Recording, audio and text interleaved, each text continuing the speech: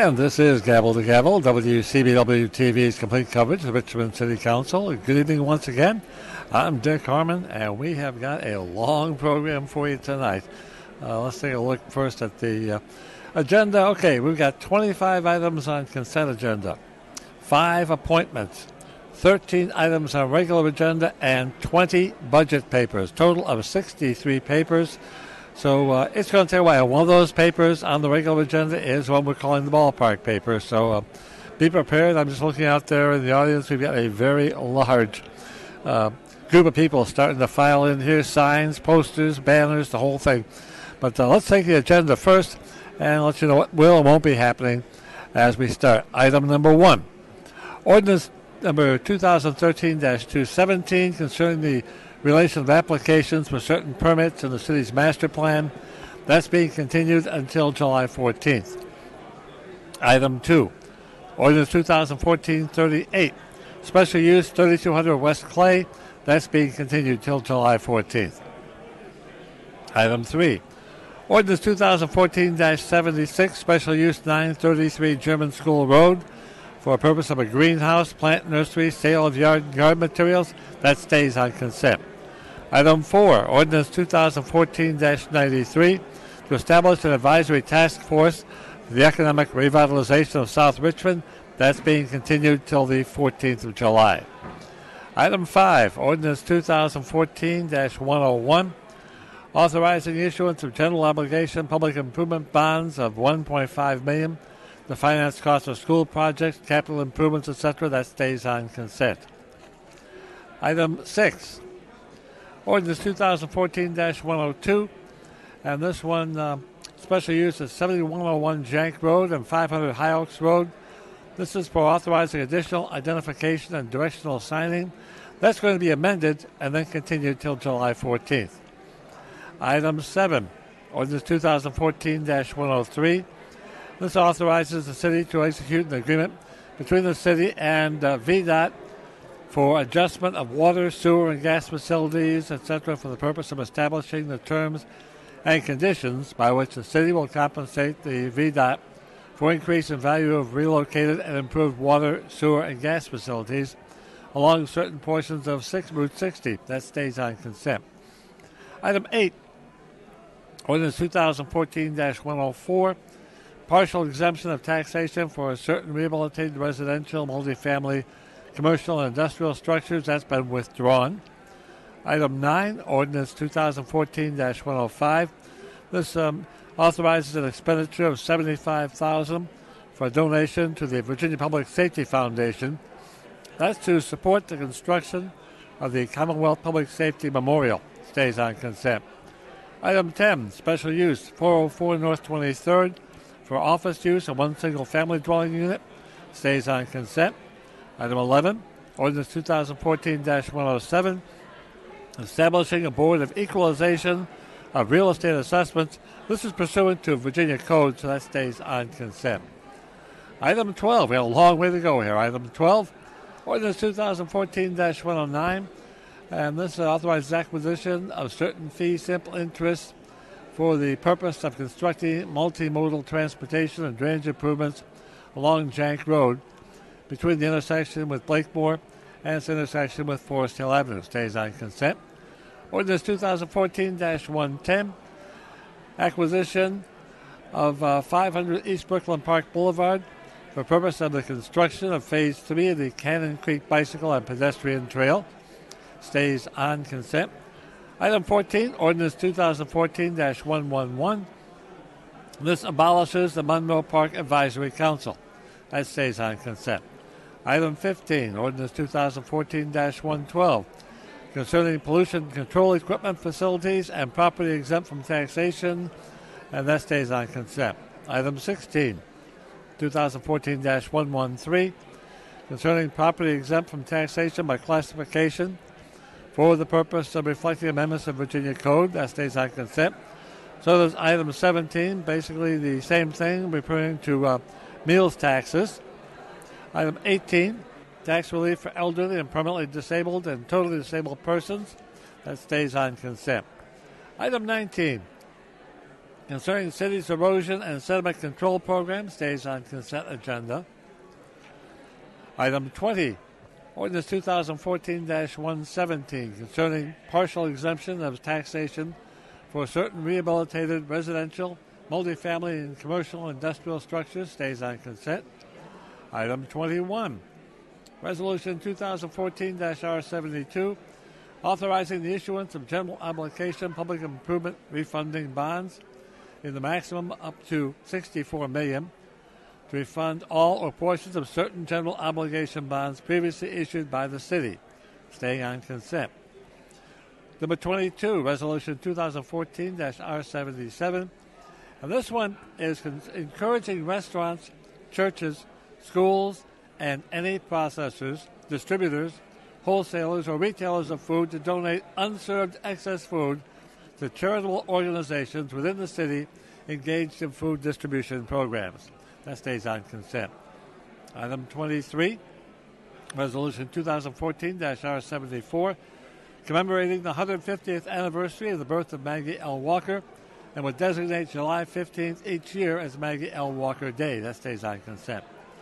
Item 24, Resolution 2014-R75, approves $377.76 for printing of newsletters for the 9th District. Item 25, approves $458.85 for printing of postcards for the 9th District residents. That's all the items on consent. Appointments, reappointments.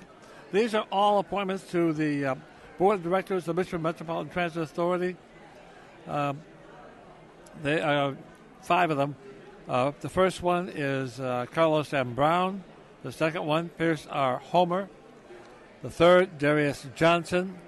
The fourth is Betty Jolly. And the fifth is Marilyn West. Those will all be voted on in the block at the beginning of the meeting. Now let's get to the regular agenda. Now, these first items are going to be heard because they are amended budget papers. So it's item 31, Ordinance 2014-42, adopting the storm utility budget. 32, 2014-46, adopts the electric utility budget. 33, Ordinance 2014-47, adopt the water utility budget. 34, Ordinance 2014-48, adopting the gas utility budget. 35, Ordinance 2014-49, adopting the wastewater utility budget. Item 36, Ordinance 2014-53, adopting the special funds budget. And now 37 is concerning the responsibility, powers, and duties of the Department of Police for abolishing the Division of Emergency Communications and establishing instead a new Department of Emergency Communications as amended. Item 38, accepting a program of proposed capital improvement projects. And 39, adopting the capital fund budget for the fiscal year. Now, those were all amended, so there will be a hearing on those. Then we go to item 40. Ordinance 2014-71 to close the public use and travel a portion of right-of-way known as East Carey Street, located in the block bounded by Paris Street, East Main Street, Peach Street, and East Dock. That will be continued till June 9th, which is our next meeting. Item 41. This one is Ordinance 2014-78. Special use at 2801 East Main, 2823 East Main, a portion of East Carey Street, for the purpose of permitting multifamily dwelling with up to 65 dwelling units. That also continued until June 9th. Now, the big one they're here for tonight, beside the budget, is item 42. Ordinance number 2014-108. To authorize the Chief Administrative Officer for and on behalf of the City of Richmond to enter into the Shaco Development Cooperation Agreement between the City and the Economic Development Authority of the City for the purpose of providing for the development of a proposed project in the Shaco Bottom area of the city. This one we call the ballpark paper. This is what we have got. So many people, I'm looking back out there again, they have got all kinds of banners and signs going up out there. So that one's going to be a hotbed issue tonight. Item 43, Resolution 2013-R205. This one requesting the school board provide the council with a 3-year plan to improve academic achievement, inform the council concerning anticipated operating and capital costs. This one is going to be continued till June 9th. Now, the budget-related papers, 3 of them have been withdrawn, by the way, and that's exempting properties from the Venture Richmond. Those papers withdrawn. The rest of the papers will be heard, and the president of the council has decided that we should let people speak on the budget, even though they've already had a public hearing. But if they wish to speak on the budget, they can do so tonight. So we'll be hearing people speaking on the budget. We'll also be hearing quite a few people speaking on the stadium paper. Now, citizens' comment period. We'll be talking about family safety, concerns about the high water bill, cooperative economics and the state of the African American community, benefits of Metropolitan Junior Baseball League, the state of the city, city finances and economic development projects, charging to feed the homeless, and concerns with no-bid contracts. Those will be on the citizens' comment period.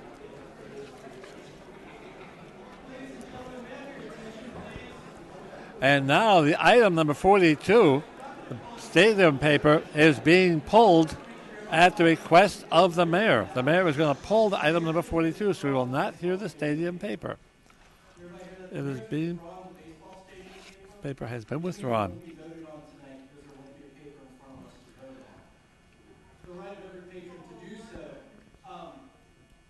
I'm waiting to hear the city.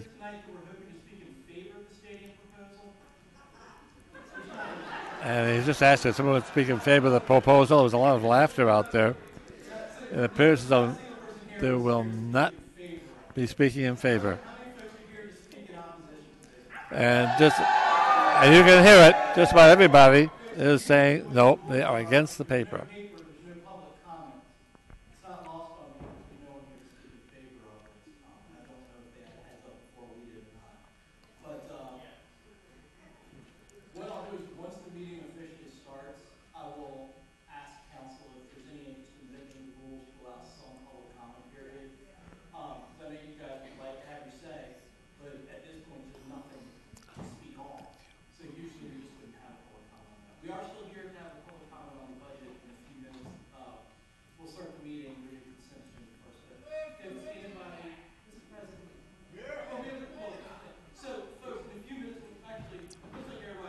We're going to get ready to call this meeting to order in just a second, now. We'll work through.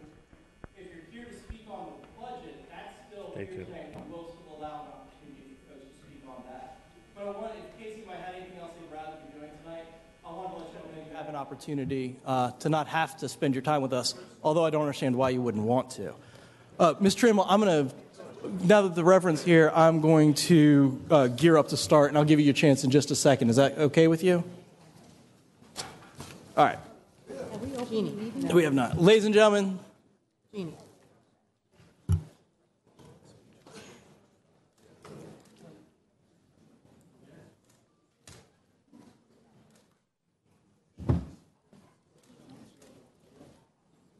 All right, folks, this meeting of Richmond City Council will come to order. We're going to start, if you would please rise, with the Reverend Rosalind Chris from New Life Deliverance Tabernacle on Decatur for... Mr. President. The prayer, and then we're going to do the Pledge of Allegiance, and then we'll get on with the business meeting part of it. Wait 1 minute, please. Ms. Trammell, let's do it. Let's do it in order, okay? Reverend. Almighty, all-wise, all-knowing, and all-powerful God, surely we know that for everything that is done according to your will, you will rise up and you will work on behalf of your people. So right now, in advance and in everything, we say thank you for working on our behalf. Thank you, Lord, for when you heard the cry of your people in times past, you did rise up and you did work on their behalf. Thank you, Lord, for when you heard the request and petition of your people in times past, you did rise up and you did work on their behalf. Thank you for when you received the prayers and supplication of your people in times past, you did rise up and you did work on their behalf.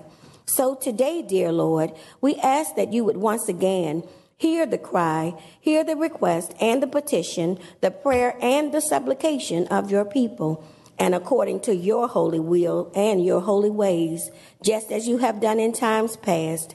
Do rise up, do work, and do help us to champion your purposeful causes. In your glorious name and for your glorious name's sake. Amen. Amen.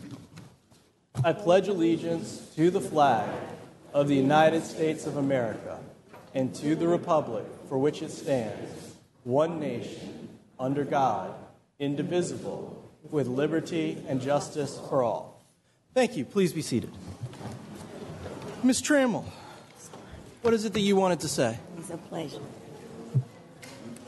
Mr. President, you know, when we begin our meetings, we always let the citizens know you can't come down here and publicly campaign or whatever, and then we also tell them the exits, you know, in case there was an emergency.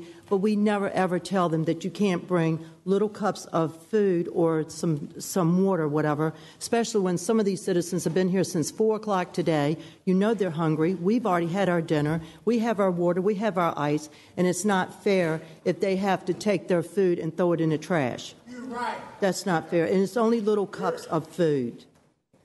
So I would ask, please let them have their food tonight. All right. I mean, here we got a paper in tonight, don't throw your food away, because we have so many hungry people out here. They're hungry, too, because they've not eaten. But I'm hungry, too. I'm hungry right now. All right, folks, we're not going to have a circus in here tonight. We're not going to have a picnic in here tonight. Don't be calling me a son. I will be following the rules just like we do every other time. Now, Mr. Corker. My name is Donald Wayne Corker. Don't you call me a son. All right. Thank you. Hey, Folks, Wait a minute. Donnie, This wait is- 1 minute. this is a fairly fairly enough. heavy time. People have got their emotions worked up, obviously. Yes. But this is still a business meeting, and we're going to treat it like a business meeting and not like a circus. All right. Don't be calling me a son. Now, are there any... I'm sorry. Madam Clerk, would you please read the Chamber Emergency Evacuation Plan? Yes. Upon activation of the emergency alarm signal, all persons should immediately exit the building. Please use the exits to the left or right front of the council chamber or the east or west stairwells outside the rear doors of the chamber. Do not use elevators or escalators. After exiting the building, proceed to the assembly area located in the parking lot bordered by Clay 8th and 9th Streets. Citizens and employees should assist visually and hearing impaired visitors with exiting the building. Citizens wishing to speak during public hearings and/or citizen comment periods have generally 3 minutes to speak. Persons appearing before council are not allowed to campaign for public office, promote private business ventures, use language of a personal nature which insults or demeans any person, including comments directed at public officials or staff members that are not related to their official duties, or address or question staff members directly. All questions are to be directed to the President of Council. Failure to adhere to the guidelines may result in speakers forfeiting any remaining time, and further disciplinary action is necessary, which could include barring from attendance at future meetings of the City Council for a period of 6 months. Mr. President, for the record, all members of council are in attendance. I do not see Councilor Hilbert, but I believe he's in the adjacent room. At this point, I'd like to move forward with the action on appointments and reappointments. Yes, appointments and reappointments for consideration this evening are as follows. Item number 26, resolution number 2014-R77 to approve the mayor's appointment of Carlos M. Brown as a member of the Board of Directors of the Richmond Metropolitan Transportation Authority for a term terminating June 30th, 2018. Item 27, resolution number 2014-R78 to approve the mayor's appointment of Pierce R. Homer as a member of the Board of Directors of the Richmond Metropolitan Transportation Authority for a term terminating June 30th, 2018. Item 28, resolution number 2014-R79 to approve the mayor's appointment of Darius A. Johnson as a member of the Board of Directors of the Richmond Metropolitan Transportation Authority for a term terminating June 30th, 2018. Item 29, resolution number 2014-R80 to approve the mayor's appointment of Betty Jolly as a member of the Board of Directors of the Richmond Metropolitan Transportation Authority for a term terminating June 30th, 2018. And item 30, resolution number 2014-R81 to approve the mayor's appointment of Marilyn H. West as a member of the Board of Directors of the Richmond Metropolitan Transportation Authority for a term terminating June 30th, 2018. Those are all of the appointment and reappointment papers for consideration this evening. Thank you. Are there those tonight that wish to speak in support of any of those papers? Are there those in the audience tonight that wish to speak in opposition to any of those papers? All right, seeing none, I'll bring it back for any council discussion. Seeing none, Madam Clerk, would you please call the vote? Yes, council is voting on tonight's reappointment and appointment papers as presented. Mr. Beliles? Aye. Ms. Graziano? Aye. Ms. Mosby? Aye. Mr. Agilesto? Aye. Ms. Trammell? Aye. Ms. Newbill? Aye. Vice President Robertson? Aye. President Samuels? Aye. Those papers have all been adopted. Thank you very much. At this point, I believe normally we would do awards and presentations, so let's move on to that, please. We have no awards and presentations for consideration this evening, Mr. President. That's what you think, Madam Clerk. Would council staff please join us at the front of the dais, please? Is that all of us?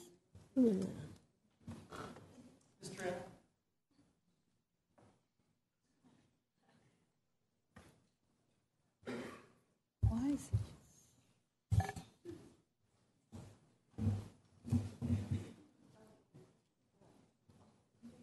You know, folks, every year we have a budget process in the city of Richmond, and at the end of a grueling several months between the mayor's introduction of a proposed budget and the passage tonight of the finalized budget with council amendments, there is an awful lot of work to be done.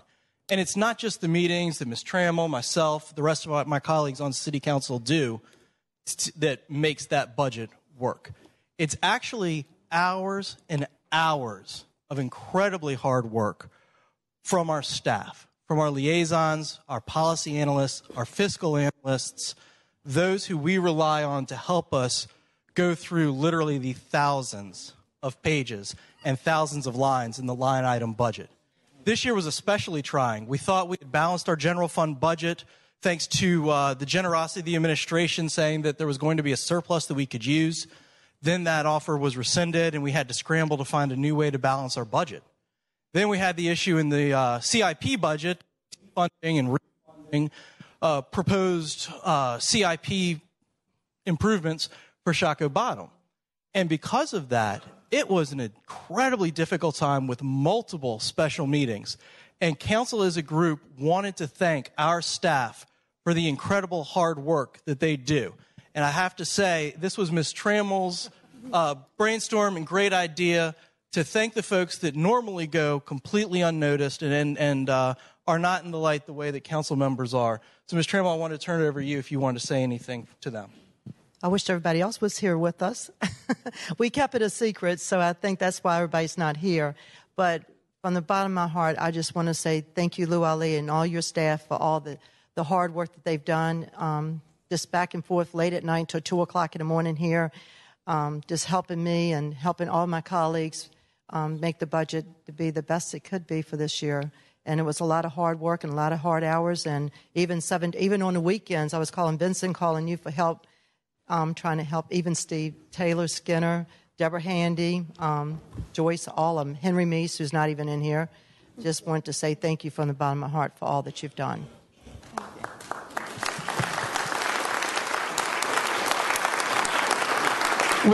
Would any other council member like to say anything?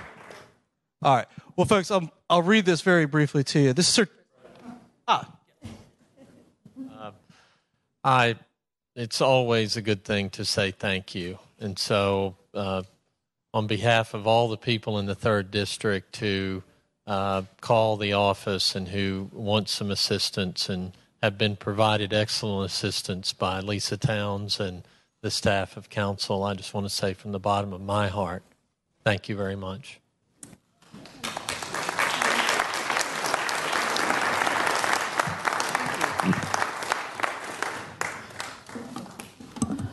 Well, if I may, on behalf of council staff, this is certainly unexpected.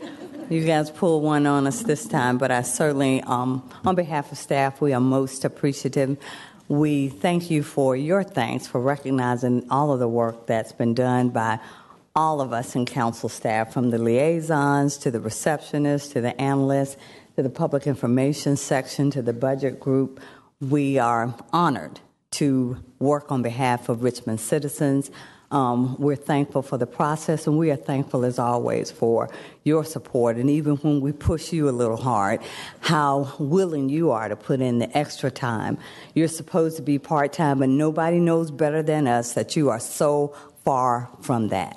So, again, we thank you for recognizing us and our small part in the budget process.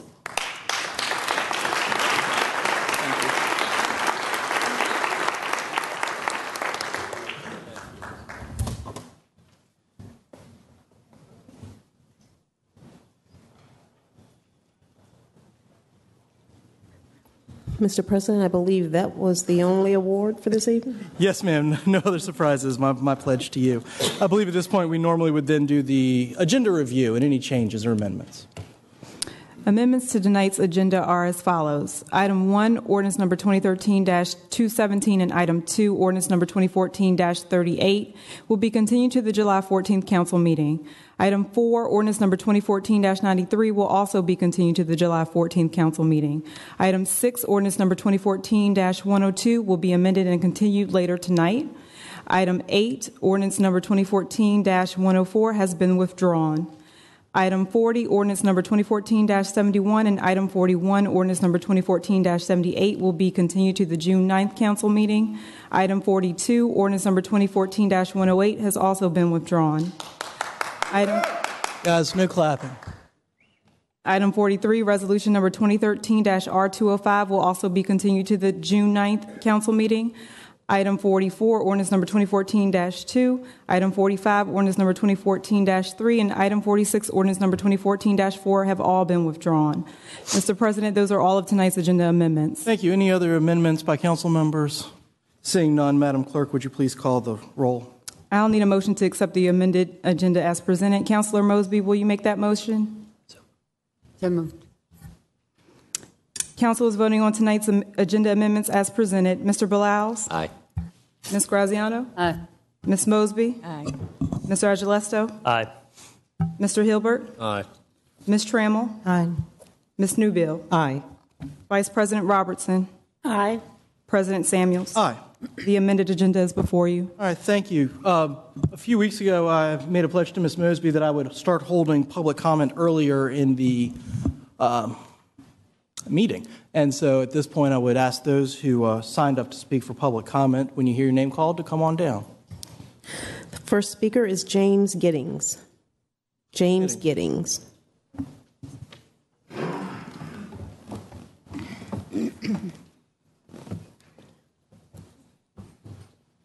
Hello, Mr. President.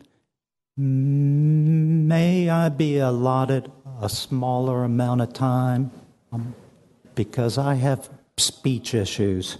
Yes, sir. Okay. I have a problem, and I've been before you, President, asking for the mayor's help, and I've gotten no help. I've gotten a lot of happy talk, and I have gotten some phone calls returned, but I have not gotten any help. I believe that the mayor is more concerned about his legacy than helping the children of Richmond. And whether that be little Marty, who's dead, or my child that's missing teeth, which could have been prevented. Now, when the mayor's on his pulpit at his Jesus store... Sir, you can say mean things about I'm not a person saying in their anything public mean. capacity, but in any other capacity, it's not appropriate. I didn't realize that was mean.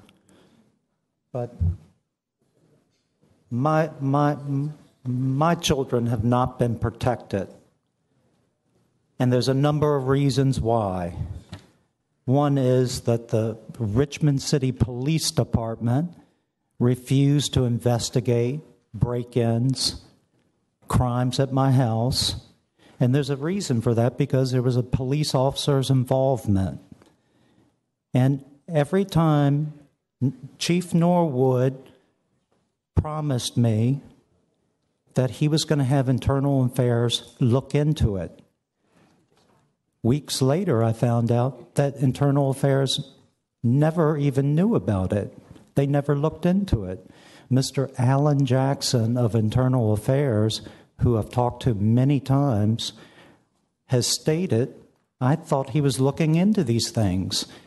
I found out just 3 weeks ago he has not been permitted to look into these things because he has been held up by the captains of 3rd Precinct and Captain Shameless at the Maine Police Department.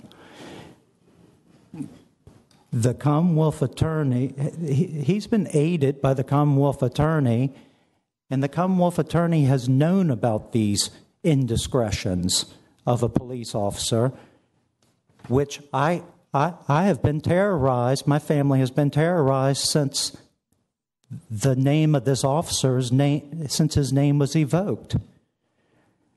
Now,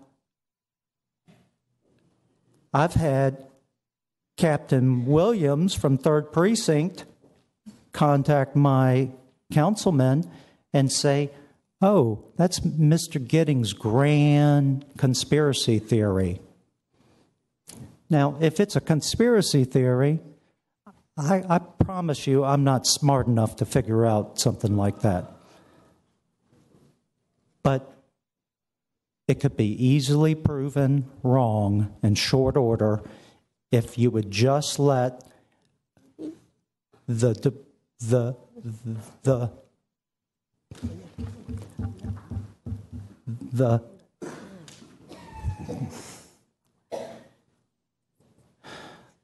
department look into it. And they've been told, and I only found out this 3 weeks ago, they weren't allowed to look into it because they were blocked by the captains. Now, my child is missing some teeth now, which could have been prevented. Two of my children have been subjected to child abuse, which could have been prevented. And I've been told by certain people from the Department of the Child Protective Services that, well, your children are still alive.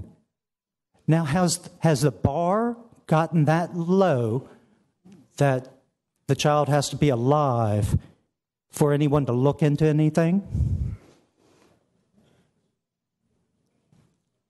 Now it's enough to make a goat puke. And Mr. Norwood, who walked out of the city with $67,000, and now he's working up in D.C., got a good job. He knew about all this, and he could have prevented it. My daughter would have 4 teeth in her head. Perhaps little Marty would still be alive. Now, his CEO, Jack Potter, does he know that Mr. Norwood was such a... I mean, he promised me an internal affairs investigation. It never happened. Now, this new chief, Mr. Tarasobic, doesn't return calls, hadn't returned my calls, but when I had an appointment with the who... Sir, I'm sorry to interrupt you. I've doubled your time. Would you like to summarize? 2 more minutes. 30 more seconds. Okay, thank you. When I had a meeting with the so-called head of the Department of Child Protective Services, Mr. Tarasobic was outside the door. Now, if the chief of police had time to be at a meeting with me and Internal and Department of Social Services, why can't he return my call? And I don't think there's something that if something smells bad and it looks bad, usually it is bad. And that's all I got to say. And I want to thank you very much. And for those people who who printed the mayor's address in the paper, you should be ashamed of yourself. Mr. Gaines, thank you for coming down. Who here is from the mayor's office tonight to address concerns from citizens? Awesome. Who's here from the mayor's office tonight? Okay. Sir, there's a lady in a blue dress and a black, I think she's wearing a black skirt. Blue shirt and a black skirt, I think. Over there, she's got her hand up in the air waving. If you talk to her, hopefully we'll get the process started for you, okay? All right. Miss Edwards, Carolyn Edwards, I believe is our next speaker. Is that right, Madam Clerk? That is correct. Next speaker is Carolyn Edwards. Carolyn Edwards.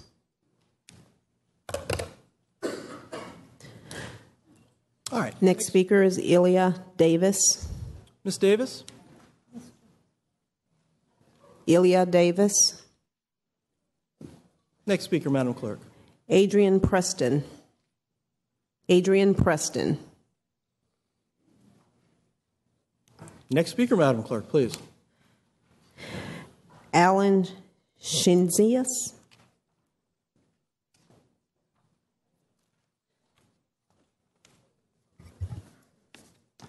Good evening. My name is Fareed Alan Shinzias. I'm a resident of the city of Richmond. I'm a voter in Alan Robertson's district, and I'm a member of the Alliance for Progressive Values, and I speak simply as a member tonight. I'd like to address the issue of respect and decorum, which plays a really important role in our civic affairs. I know it's not easy when you're on that side of whatever this thing is,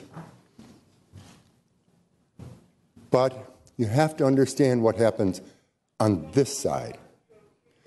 When this body conducts itself in preposterously offensive ways, by trying to convey to the citizens that the actions that you're taking make sense, like a postage stamp-sized park that can only be saved by a conservancy of the ultra-wealthy, when, lo and behold, the largest park of all, James River Park, became a world-class destination because you had a park superintendent who disobeyed council and city administration generation after generation and enlisted thousands of volunteers. That's preposterously offensive. When you repeatedly fund Venture Richmond and tell us it's for the good of the city, and Venture Richmond goes out and rolls over the top of all of their promises and commitments for 106 archaeology at Tredegar Green, when their executives, our executives, in theory, because it's all of our money going to them, make more money than any of the staff, mayor, CAO, on down throughout the city government, and you tell us this is necessary? It defies common sense.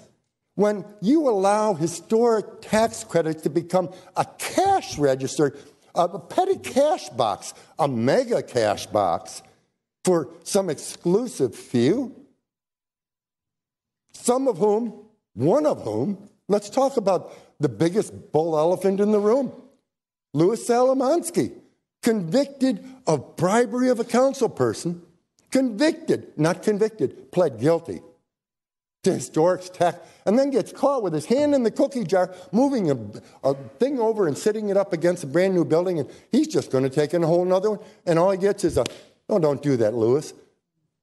And he'll be back next time, he was supposed to be here tonight, with a special use to destroy the viewscape.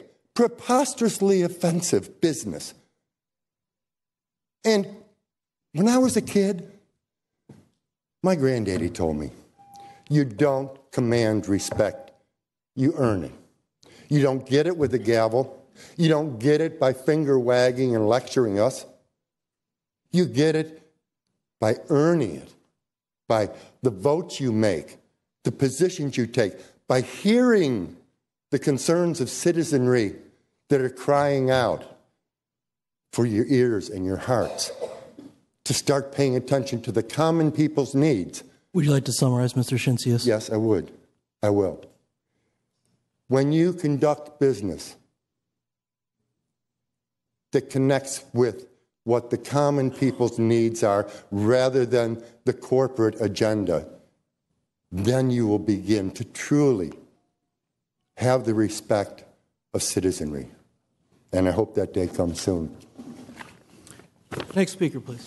Next speaker is Michael Gilbert. Mr. Gilbert.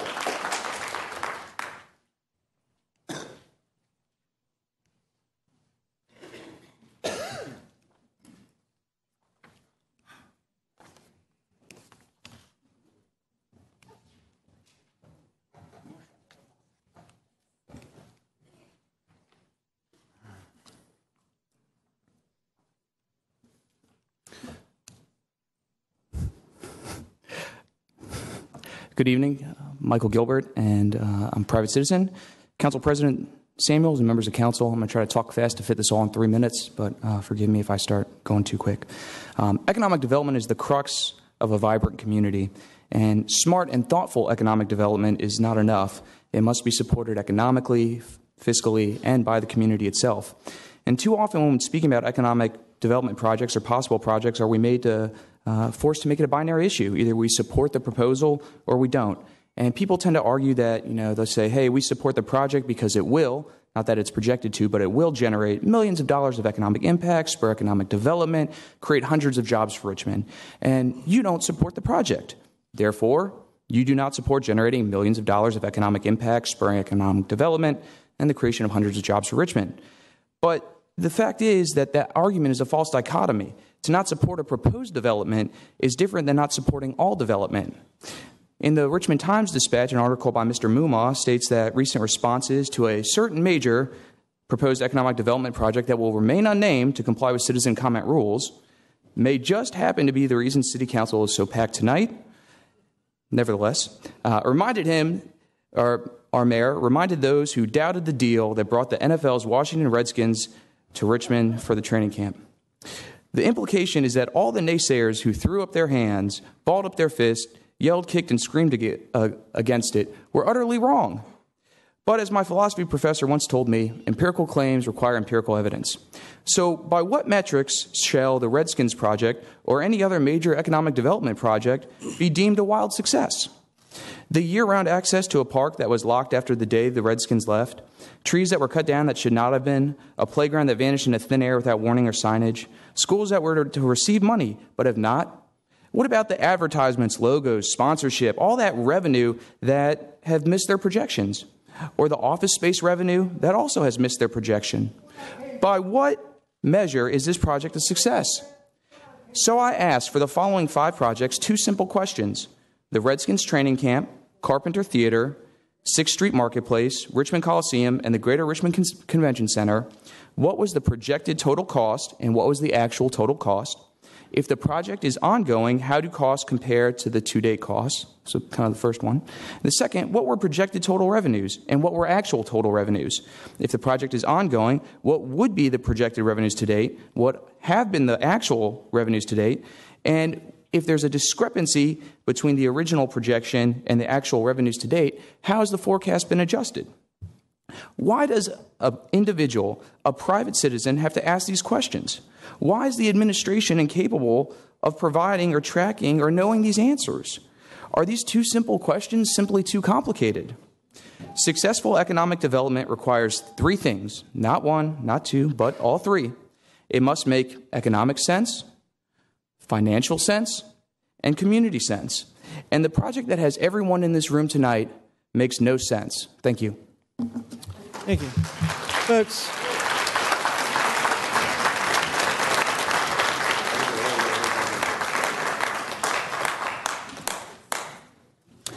No clapping, please.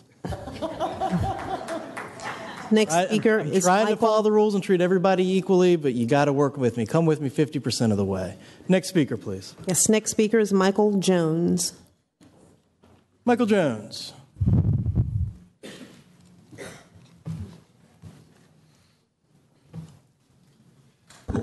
Good evening. I work at one of those Jesus stores. So, Mr. President and members of council, My name is Michael Jones. I pastor the Village of Faith. We're about 8 years old, and about 8 years ago, we started having fun simply doing ministry our way. Some of the things that we've done in that 8-year time span, we've given away 15 cars to single mothers that didn't have cars. We've given away over 1,000 bicycles to Richmond Metro children. We've opened up a thrift store and a food pantry. Of course, we've done the basic things like help people pay rent and mortgage and even electricity bills. But the one thing that brings us joy, and I think that touches the heart of God and the community, is the Lord's Kitchen. Before we handed out a car, before we did anything else, the most cost-effective thing we could do was feed the homeless.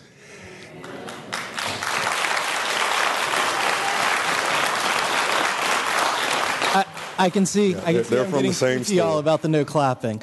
How about this? If we're not going to follow the rules, we'll probably have to call a recess next time. Okay. Okay. But, just give me a minute and some odd seconds. Our basic concern is this: paying a $35 permit fee to feed people who can't afford food. It's quite simple. We believe it sends the wrong message to charge a permit fee for organizations and churches. It unnecessarily burdens organizations that may not have large budgets, but they have large enough hearts to do this type of work. And I believe it's antithetical to the Bible that many of us read and share, both in the Old and New Testament, where the Old Testament, Mr. Samuels, told us not to harvest the entire harvest, but to leave an edge for the foreigners and for the poor, because we were once strangers in a foreign land as well. New Testament says that those of you that are rich in this present age, to be rich in good works. And that's what we're trying to do at the Village. We're trying to be a blessing to other people because we're very fortunate in times like these. I'm simply asking council that you would ensure that this Conservancy and City Parks and Recs would eliminate the $35 permit fee to feed people. Secondly, provide a list of the community groups that are supposed to work with the Department of Human Services and the Department of Social Services and the private sector partners who are supposed to help address temporary needs and longstanding concerns. Finally, provide the name and or location of an alternate site that may appease those that are in the intelligentsia or other elitists that might be offended by homeless people showing up at a public place to get food. Give us an alternate place to feed them. Wherever they go, we'll go and be there every Saturday, just as we have. Thank you very much. Thank you very much, Mr. Jones. Charles Poole? Mr. Poole. Mr. Poole left? There he is. Hi, Mr. Poole. Mr. President, honorable council persons, my name is Charles Poole, and I'd like to speak about the no-bid process for city contracts and the corrosive effect this has on it provides an appearance of impropriety. We've all read in the press recently that Louis Solomonski was to be given the architectural and engineering contract, no-bid contract related to the Shaco Stadium. This is shameful. Louis Solomonski brought shame to our city by bribing a city council member and also trying to defraud the city on a city tax abatement. Another example is the Monroe Park Conservancy. When this conservancy lease went out for bid, it actually named that 3 North would be the planning and architectural design firm. Scott Ukrop is both on the Monroe Park Conservancy and is a principal at 3 North. How does this instill confidence in the public bidding process when a person in the Conservancy is actually named in the lease to be used for the architectural and engineering services? Probably the greatest concern is Venture Richmond. Since 1997, they've received a no-bid $700,000 contract for the Clean and Safe program. There are people in this city who are born and graduated from high school during the time that they've received this no-bid contract for the Clean and Safe program. Venture Richmond is given a $50,000 grant every year to put on the Friday Cheers concert. No bid. Venture Richmond gets to keep all the ticket receipts. They get to keep all the sales of refreshments and booze. They get to keep it all, plus they're paid $50,000 to put on the concerts, plus they only pay $1 a year rent for Browns Island. Venture Richmond turns around and rents Browns Island out for $4,500 a day. How does this instill confidence in this city's procurement process when these no-bid processes are going on?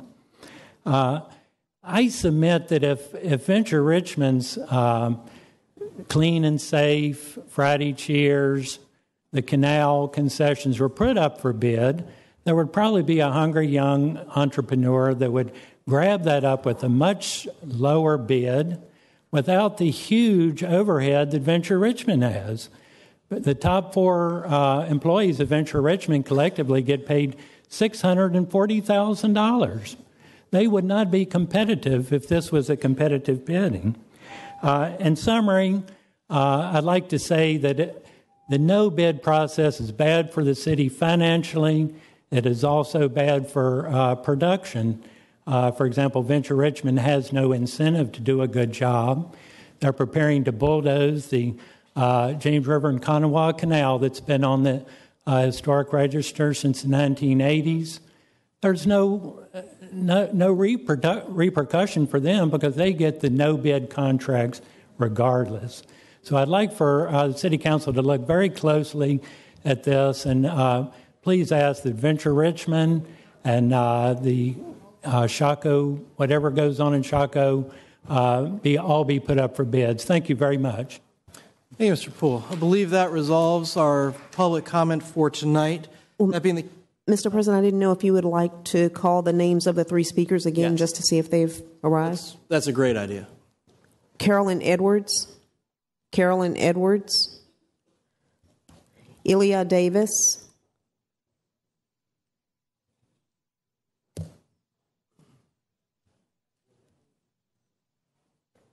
Good evening, Council, and I want to apologize for being tardy. If I could, I wanted to have this passed out to each member. My name is Ilya Davis. I'm the founder of the Young Economics Awareness Program. The Young Economics Awareness Program is a nonprofit community cooperative. And I want to read a quick quote from W.E.B. Du Bois. He says that cooperative development helps to address the underdevelopment and isolation in inner cities. Many inner city challenges then lend themselves to cooperative solutions. Resident ownership and individual and community entrepreneurship address the issues of the export of capital and industry from cities to suburbs and overseas. Cooperative ownerships helps to address skill mismatches, lack of appropriate skills, and poor quality of education in inner cities because cooperatives have a strong education mission and record. Cooperatives build capacity among members, continuously educate and train their members to fulfill the need, expertise, and increase members' own growth and contribution to enterprise. The reason why I believe that cooperative economics is important, first of all, the YUP program is an American idea for all people. The YUP program is initially focused. Mr. Davis, technically you're not allowed to promote private enterprise, and it sounds like even though it's a nonprofit, that's what this is. Is there another topic or a generalization you'd like to speak on? Yeah, I can generalize. The generalization is this, is that African Americans, I believe that the reason why we suffer educationally, I think that the reason why we suffer when it comes to prison and recidivism and the crime part of it, I think that's directly tied to us as a people not being involved in economics. That's why community cooperative is so important. The basis of that is that we as African Americans, we spend $1 trillion every year. It circulates our community less than 0.1 time, the Latinos 6, the Asians 9, Caucasian is an innumerable amount of times that it circulates. So I see economics as being the fourth leg on a chair. First leg being education, Second one, religion. Third one is economics. The fourth one is family. But I believe that if we are people that aren't involved in economics, we own or possess less than 0.1% of the businesses in America that employ more than one person. So I believe that without the economic part, and that's why I believe that the community cooperative economics should be the avenue that we've taken, since we haven't done it when it comes to for-profit. The other way that I want to generalize it is that in my study religiously, I found the book of Genesis as being the most important book to read, because God created us in his image, in his likeness. I'm going to say it again. God created us in his image and in his likeness, and he told us 4 predicate things. Sir, you're 30 seconds over. Would you like to summarize? Yes, sir. The two first things that he told him, he said, have dominion and control. He didn't leave it for us to be able to try to interpret and make it some type of mystical thing. He said, have dominion and control of the land, have dominion and control of the fish of the sea and the fowl of the air. And I believe that if we're people that aren't involved in those aspects, and if we believe that to be fruitful and multiply is just about us having sex, then we're really messed up. But I believe that that's the main problem why family suffers. That's why education suffers, because we're not in tune with the reason and the image of which God has created us to be. And I believe that that's the only thing that needs to be taught on. Thank you, sir. Thank you. Madam Clerk, I think we had one more speaker. That is correct, and that would be Adrian Preston. Adrian Preston? Adrian Preston. All right. Let's move on then, please, to the... Oh, I'm sorry, Mr. Preston. Sorry. Good evening, President, member of council. My name is Adrian Preston. I'm here on behalf of the Metropolitan Junior Baseball League, a league that some of you may well know was started by the late Dr. William Foster Sr. He started it back in 1966 for his son, William Foster Jr., who at that time could not play in the segregated little leagues. Now our focus is more on inner city kids. And every year we have an annual tournament, the Inner City Classics and the Black World Series. For the past 2 years, it has been hosted here in Richmond, and it has profited at least $1.2 million. This year, we're projected to do more. We're bringing in teams from 11 different cities, 42 teams, 6 different age groups. We've also have members from as far as the Dominican Republic and different Caribbean islands. We'd just like to ask the council that you continue to support this endeavor. Me being a former player and a coach has benefited greatly from it. So I'm not going to encourage too much of your time because I was late, but I would like you guys to continue to support it and continue to give us support this year as we host the 2014 Inner City Classics. Thank you. Thank you, Mr. Preston. Madam Clerk, may we please move on to the consent agenda? Mr. President, the consent agenda items for tonight are as follows. Item 3, ordinance number 2014-76 to authorize the special use of 933 German School Road for permitting a greenhouse, a plant nursery, and the sale of yard and garden materials. Item 5, ordinance number 2014-101 to authorize the issuance of general obligation public improvement bonds in the amount of $1,584,000 to finance school projects and general capital improvement projects of the city for various purposes and uses.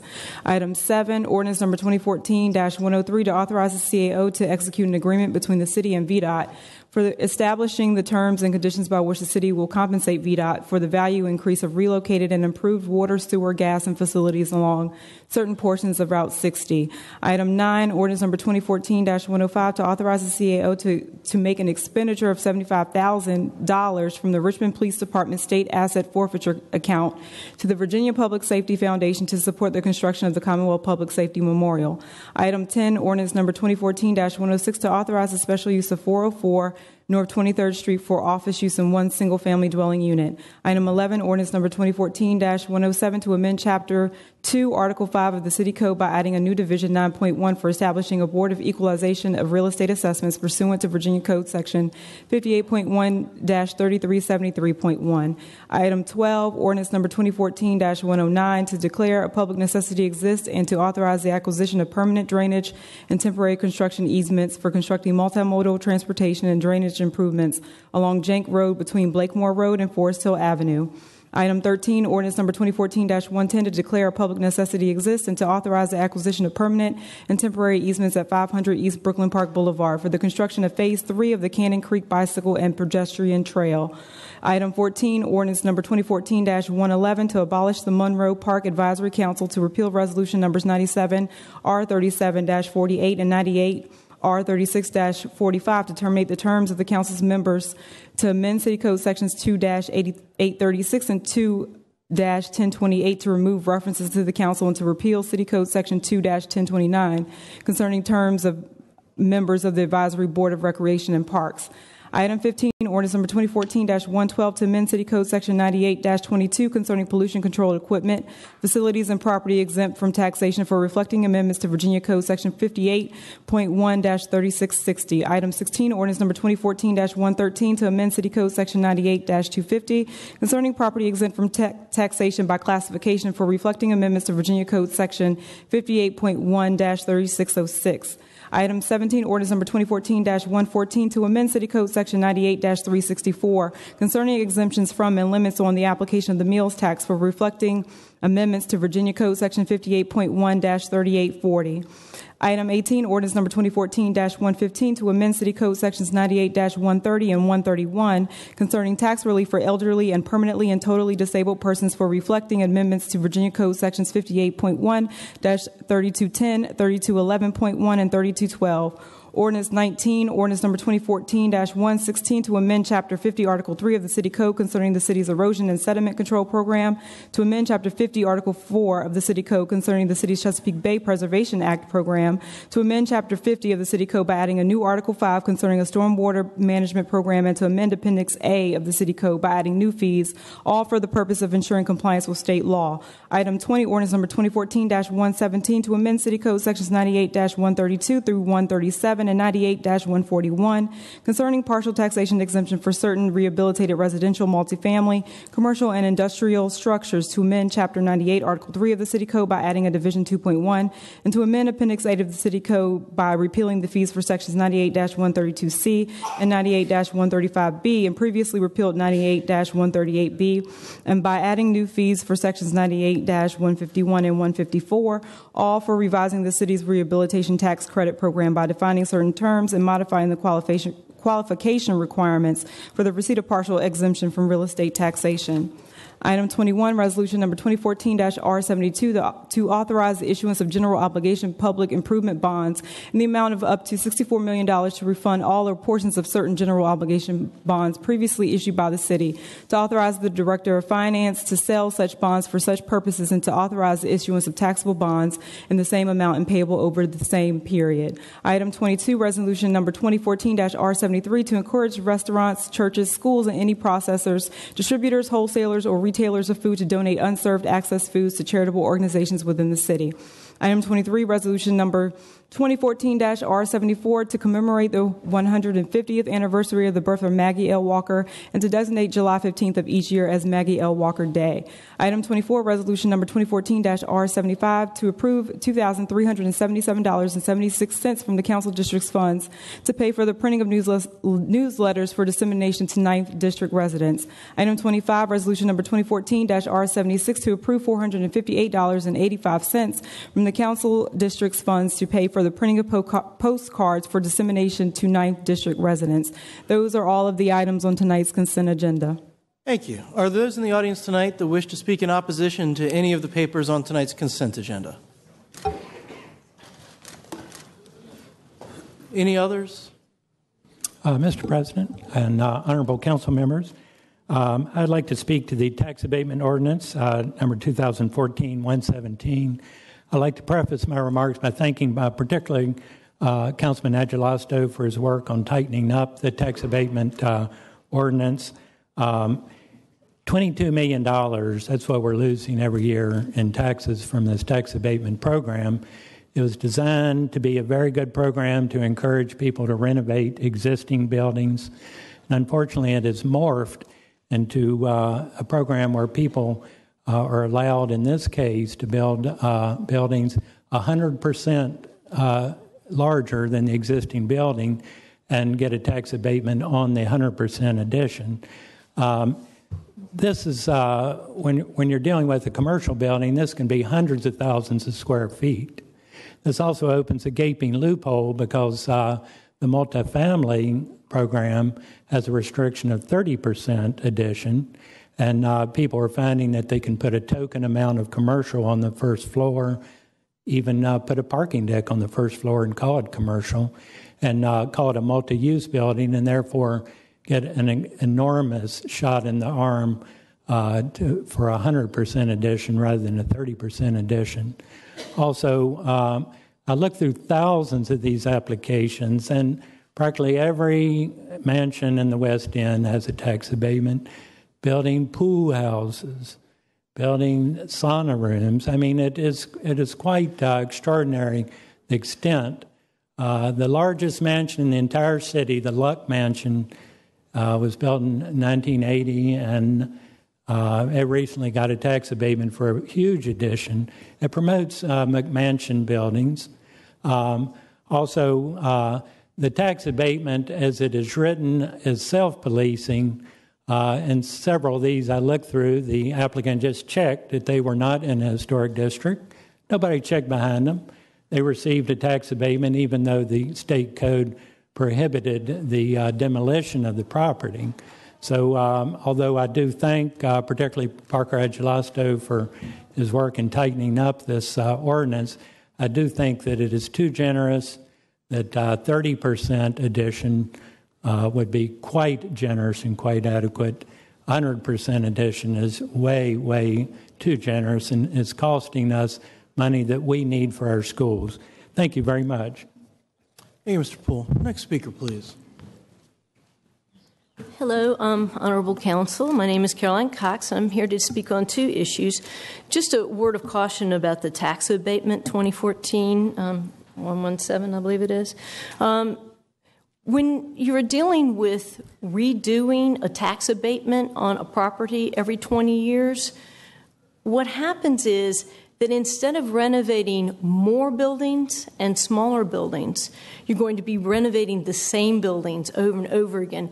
So the very point of the tax abatement program is somewhat lessened because instead of filling in the empty holes of properties that are derelict, you're going to be redoing already done buildings. And so you actually not only lose out on many, many more taxes that you'd have on these larger structures, but you lose out on people investing in the smaller structures because why would they buy the smaller structures when they can improve the same old big ones? And going back to the issue with the Monroe Park Advisory Council, I'm sure there are plenty of people who would now like to be on the Monroe Park Advisory Council, especially given the no-bid contract that was given to, I believe it's One North with Scott Ucrop, and they're also the project managers for that. If we don't have an advisory council, then we really don't have the information public right now about what's going on in that park. Because the Monroe Park Conservancy Board interacts with Byron Marshall, and they have not, to our knowledge, submitted all their rules and regulations. And that whole side of the building that walked out because they are afraid there's going to be a $35 permit fee for people trying to feed the homeless. I mean, there's a lot of people who really want to do their Christian duty and to take care of the homeless. And our concerns about this have not been met because we haven't seen any signs from the Monroe Park Conservancy that they are going to eliminate any fees for usage of the park for the homeless feeding programs. And beyond that, there's no public oversight readily available. The Monroe Park Advisory Council is part of city government. I wish you would keep it so, and I thank you for your time. Thank you, Ms. Cox. Ms. Karn. Hi, my name is Mo Carnage. I'm speaking on the same two issues as Caroline. I support everything that Charles and Caroline just stated about why the tax abatement ought not be passed the way that it is currently written. And also, as much as I don't like the plan that the Monroe Park Advisory Council came up with for the renovation of Monroe Park, I would certainly prefer to have a Monroe Park Advisory Council in existence, which also includes neighborhood representation and a more diverse amount of representation to oversee Monroe Park than the Monroe Park Conservancy does. We need to have someone that will be transparent. We need to have official facilitation of that information to the people. And we need to have a way to get the citizen concerns addressed around what's going on with Monroe Park. Leasing a public park is not something that we've done in a very long time in Richmond, to my knowledge. And so if we're doing this, we need to be very, very cautious, and we need to make sure we have accountability in place. And I mean, honestly, Byron Marshall's not, he's just one guy, and he's not super great at getting all of the information to the public in a speedy manner. We haven't gotten information around this, and I think if we kept the Monroe Park Advisory Council, you would have plenty of people who would volunteer to be on it, and we would be able to at least get more information more efficiently about what's going on with Monroe Park, so that we don't end up having a $35 permit fee that prevents organizations from serving free food. That would be a travesty, and then you'd have a much larger circus in here. Thank you. Next speaker, please. Good evening, Council. My name is Whitney Whiting. I'm a resident of the 6th District. I'm here to speak in opposition to item number 20, Ordinance 2014-117.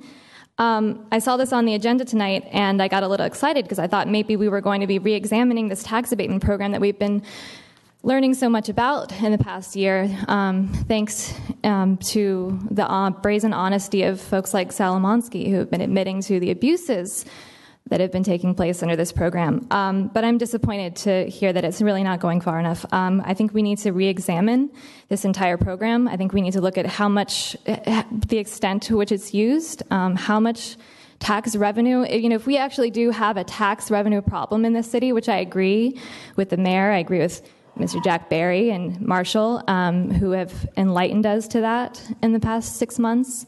We have a tax abatement problem. We have a tax revenue problem. But this tax abatement program needs to be looked into. I would love to hear conversations around affordable housing. I don't think, why do we need more luxury condos and warehouses rehabilitated that are going to be abusing these tax credits? So I guess in summary, I just hope that someone on council or a group of someone's on council can look into this, and maybe even the Office of Community Wealth Building that was just formed could look into investigating how much tax revenue we're losing through this tax abatement program. Thank you. Thank you. Next speaker, please. Mr. Hughes.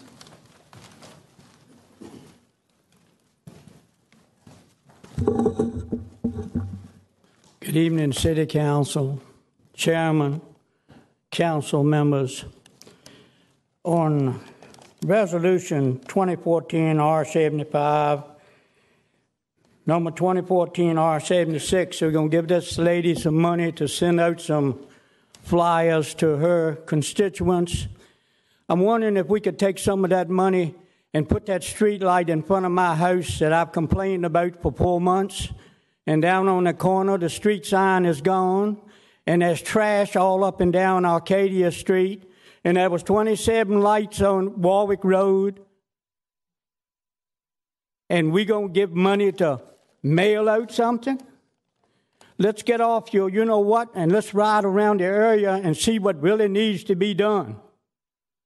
Thank you. Sorry, would you please state your name for the record? Yeah, the record knows my name. Charles Evans Hughes, Sr. Thank you. Next speaker, please. Mr. Shinsius. Fareed Allen Shinsius.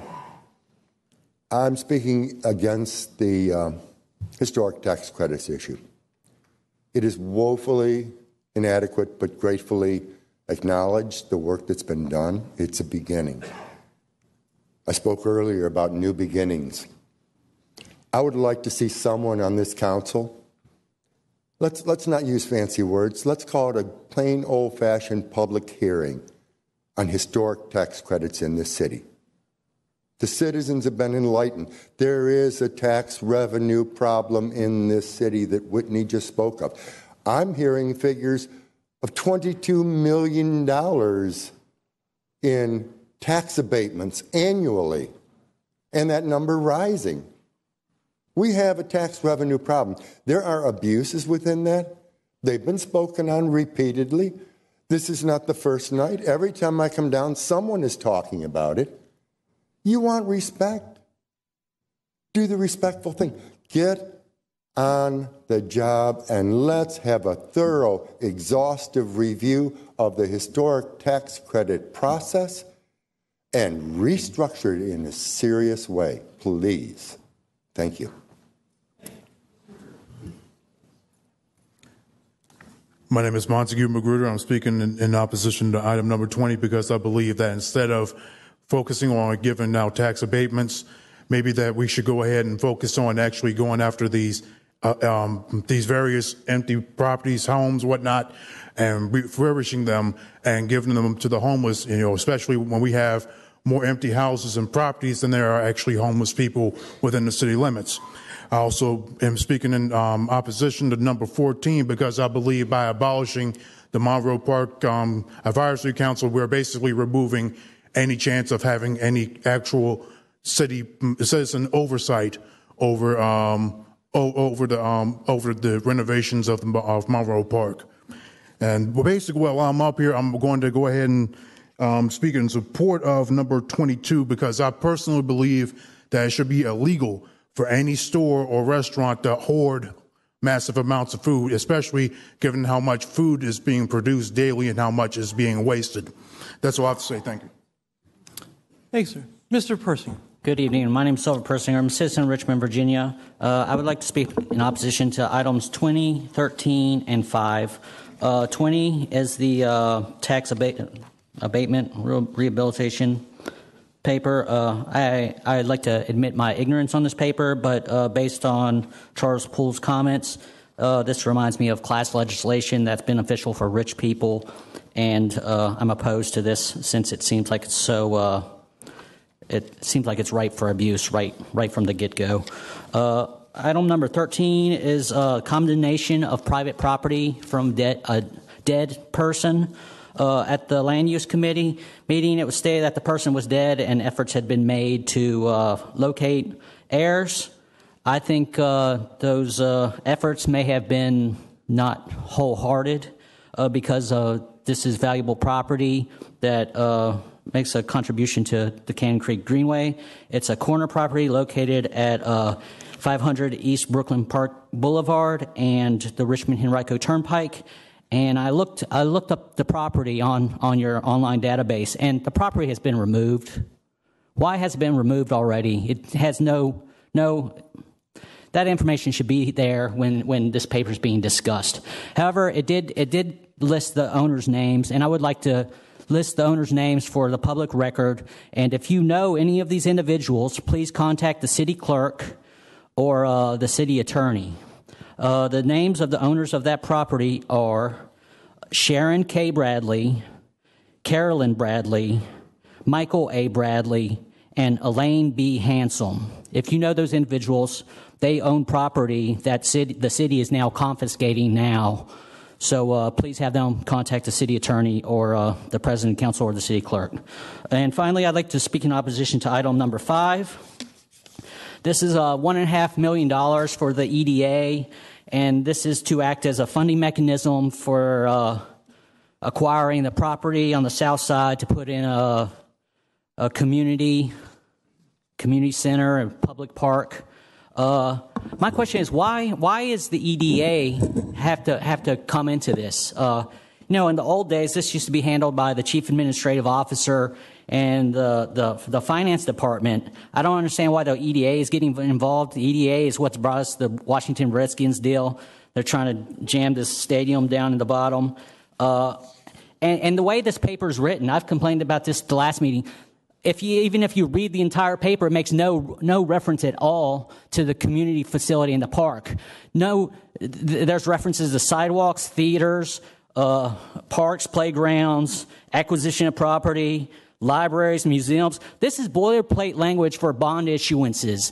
It has nothing to do with what is actually being proposed, and this gives the EDA a massive amount of authority, and there's nothing in the paper to require them to do what this paper supposedly is supposed to do to acquire this property. Again, I'd like to encourage you all to include plain language descriptions on these agendas you provide to the public that are accurate. Thank you. Thank you, Mr. Pilsinger. Ms. Harvey. Good evening. My name is L. Shirley Harvey. And as most people know, I've been up there where you're sitting, and I can tell you have hard work to do, but you have to do the work. I want to take time to thank the people who keep coming down here, because I tell you, they weren't coming when I was here. Thank you so much for having the guts to come down here and say, because you're the owners of this city, not the people that sit up here. I just want to talk about item number 5 and about the issuance of bonds. Most people don't realize that you don't have to pay tax when you buy city bonds. You don't have to pay the tax on it. But most of us in the city of Richmond, about 200,000 people, never get a chance to buy bonds. So who's buying the bonds, folk? The same people who are trying to put the place down at Shockoe Bottom. Those are the people trying to buy the bonds. We want you to look at this and see if there's any way you can make bonding, the amount of each bond, smaller than it is, so that other people, poor folk like me, can buy a bond. Or maybe we can go together and buy a bond. This has been going on for such a long time, and I wish that somebody would even think about it, because it certainly would help people in the city of Richmond pay their taxes. Are those in the audience, are there any more that wish to speak in opposition? All right. Are there those in the audience tonight that wish to speak in support of any of the papers on tonight's consent agenda? Good afternoon, Ms. Samuels. My name is Melvin Jones. I don't have a consent agenda. I'm speaking, first of all, I'd like to take a minute, if we can, and, salute our military for yesterday, for Memorial Day. I'm surprised we didn't do it ahead of everything, but I want to salute the military and what the president is doing to bring the soldiers home by the end of this year. I'm speaking on the Maggie Walker Day. This has been a long time coming, and I want to thank Mr. Hilberg. I want to thank everybody on council. I even want to thank the city attorney's office and the city clerk's office. Anything you can do to help. This is 150th year of Miss Maggie Walker. And I want to thank everybody for doing what they can do to help this situation. This lady, I've been getting calls from Congressman Tim Kaine. I talked to Eric Cantor today. Well, Lord and behold. But I've got support from President Obama. And it's just take a little thing like a little letter written, and you can get some support like that. But I really appreciate all y'all working together. Y'all put in some long hours, and I want to thank you for it. And Ms. Hilberg, I want to, put my blessings out for Ms. Hilberg. You and I, we stay in touch a lot. So I want to thank you for your phone calls back and forward. So thank you for that. Thank you. All right. Thank you. Mr. Panelly. Mr. President, members of council, it's good to be here. Bill Panelly here speaking on paper number 20, the tax abatement paper. I really wasn't planning on having a lot to say about it this evening, but I think there's so much lack of understanding about this paper. When you think about blight abatement in this city and what we've done over the last 20 years to try to turn neighborhoods around, including the neighborhoods in Bloom neighborhoods, Highland Park, Churchill, Carver, Jackson Ward, Oregon Hill, and many more. This tax abatement was a key piece in having blighted structures turned around, put back to productive single-family use, and has helped lead the city forward. It's a vital piece of the city getting to this point and also to our future. But like with any other program, periodically, there has to be a tuning up of the program to make sure that if there are problems, they're corrected. That's the paper that's in front of you tonight. Since last July, there have been hundreds of hours of meetings trying to fix certain problems as applied with the program that were causing some controversy and some problems. So what you have before you tonight, for example, is an abatement program that has a tighter review process for historic properties. That was something that everybody wanted. That is something that the development community, and I'm a member of the Multifamily Council, the Home Builders of Richmond, what they wanted. In addition to that, this paper cleans up, if you will, or makes it a requirement that for an abatement on a particular piece of property, that building that is being renovated is identified to that property and can be historically matched to that property for a period of at least 20 years. The previous ordinance did not have that. This ordinance does. That's a protection and an improvement. So I thank council for continuing this program. This is a huge money generator for the city. It is not a drain, because every time someone comes in to take advantage of this abatement program, by definition, they're making a significant investment in the city that generates net new taxes almost immediately upon the application. So thank you very much. Thank you for your hard work. Good night. Thank you, Mr. Panley. All right. Seeing no others, bring it back to council for any discussion.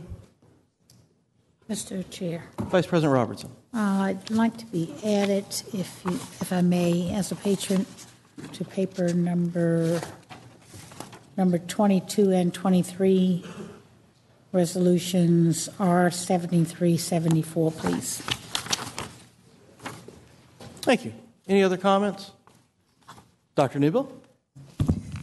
Similarly, I would like to be added to paper number 23 and 22. Thank you. Ms. Graziano? Same? Very good. All right. Mr. Hill, Ms. Trammell? Me too, Mr. President. You too? Shall we just make those all council members? Anybody object? Very good. We'll make it for everybody. All right. I just did want to say one thing on the tax abatement paper. I appreciate the work Mr. Agelasto, Ms. Graziano did on that. They spent hours. Mr. Panley was absolutely correct. Hundreds of hours trying to refine this paper. I'm grateful for the hard work that they did. This is not a historic tax paper. Historic taxes are state and federal mechanisms. This is just a rehabilitation tax credit. The only issue is that the buildings have to be at least 20 years old, and that's why we're allowing it. One of the amendments is to allow a renewed 20-year period at certain points. Also, it does incredibly tighten up on the historic aspects of a property. If there's any destruction or significant changes in the historic portion, then this would not be an exemption you'd be allowed to get. This goes further to protect historic resources. Having said that, any other comments from council? Madam Clerk, would you please call the question? Council is voting on tonight's consent agenda items as presented. Mr. Balaus? Aye. Ms. Graziano? Aye. Ms. Mosby? Aye. Mr. Agelasto? Aye. Mr. Hilbert? Aye. Ms. Trammell? Aye. Ms. Newbill? Aye. Vice President Robertson? Aye. President Samuels? Aye. Those papers have been adopted. Thank you. May we please move on to motions to amend and continue? Actually, yeah, that's right. Motions to amend and continue. Okay, we have one amendment for consideration this evening, and that is item number 6, ordinance number 2014-102, to amend ordinance number 96-168-162, which authorizes the special use of 7101 Jank Road and 500 High Oaks Road for additional identification and directional signage. The proposed amendment to that paper is as follows. Page 3, line 7, after the inserted word dated, strike the date January 10th and insert the date May 21st. Page 4, line 12, after the inserted period following the inserted word's message, insert the sentence, the sign's supporting structure shall be screened with dense evergreens plantings as shown on the plans attached to this ordinance. I will need a motion to accept the proposed amendment to that paper as read and to continue the paper to Monday, July the 14th. Councilor Hilbert, will you make that motion? So moved, Madam Clerk. Council is voting on Councilor Hilbert's motion to accept the proposed amendment to ordinance number 2014-102 as read and to continue the paper to Monday, July 14th. Mr. Balaus? Ms. Graziano? Aye. Ms. Mosby? Aye. Mr. Agelesto? Aye. Mr. Hilbert? Aye. Ms. Trammell? Aye. Ms. Newbill? Aye. Vice President Robertson? Aye. President Samuels? Aye. That motion has passed. That paper will be before you again on Monday, July the 14th. Thank you very much. Madam Clerk, would you please, start? I'm sorry, are there any expedited resolutions? Yes, we have one expedited resolution for consideration. That is resolution number 2014-R82 to certify to the Virginia retirement system that the city elects to pay as the contribution rate, the rate of 13.95% effective July 1, 2014. I will need a motion for expedited consideration of that paper. Councilor Blouses, will you make that motion? Council is voting on Councilor Blouses' motion for expedited consideration of resolution number 2014-R82. Mr. Blouses? Aye. Ms. Graziano? Aye. Ms. Mosby? Mr. Agelesto? Aye. Mr. Hilbert? Aye. Ms. Trammell? Aye. Ms. Newbill? Aye. Vice President Robertson? Aye. President Samuels? Aye. That paper is before you. All right, folks, what this paper does is it elects to certify to the VRS, the Virginia Retirement System, that we're going to be paying a contribution rate of 13.95%. I believe that we currently are paying something closer to 14 and change. But I wanted to give you all an idea, since it's expedited, this is something we have to do to let the state know what our intentions are. Are there those in the audience tonight that wish to speak in support or opposition to this paper? All right, bringing it back to council. Madam Clerk, would you please call the question? Yes, council is voting on resolution number 2014-R82. Mr. Blouses? Aye. Ms. Graziano? Aye. Ms. Mosby? Mr. Agelesto? Abstain. Mr. Hilbert? Aye. Ms. Trammell? Aye. Ms. Newbill? Vice President Robertson? Aye. President Samuels? Aye. That paper has been adopted. Thank you. Can we please move on to the regular agenda, which includes the budget actually, Read all of them, regular and all of the budget papers together, Mr. President? I'm looking to make sure I haven't forgotten anything on the regular agenda that's not budget related. That's it. That's it. Yes, please. Okay, that would be starting with item number 31, ordinance number 2014-42, to adopt the storm water utility budget for FY 2015 and to appropriate estimated receipts for renewing, rebuilding, and extending the plant and distribution system and the purchase of vehicles. Item 32, ordinance number 2014-46, to adopt the electric utility budget for FY 2015 and to appropriate estimated receipts for renewing, rebuilding, and extending the plant and distribution system for the purchase of vehicles.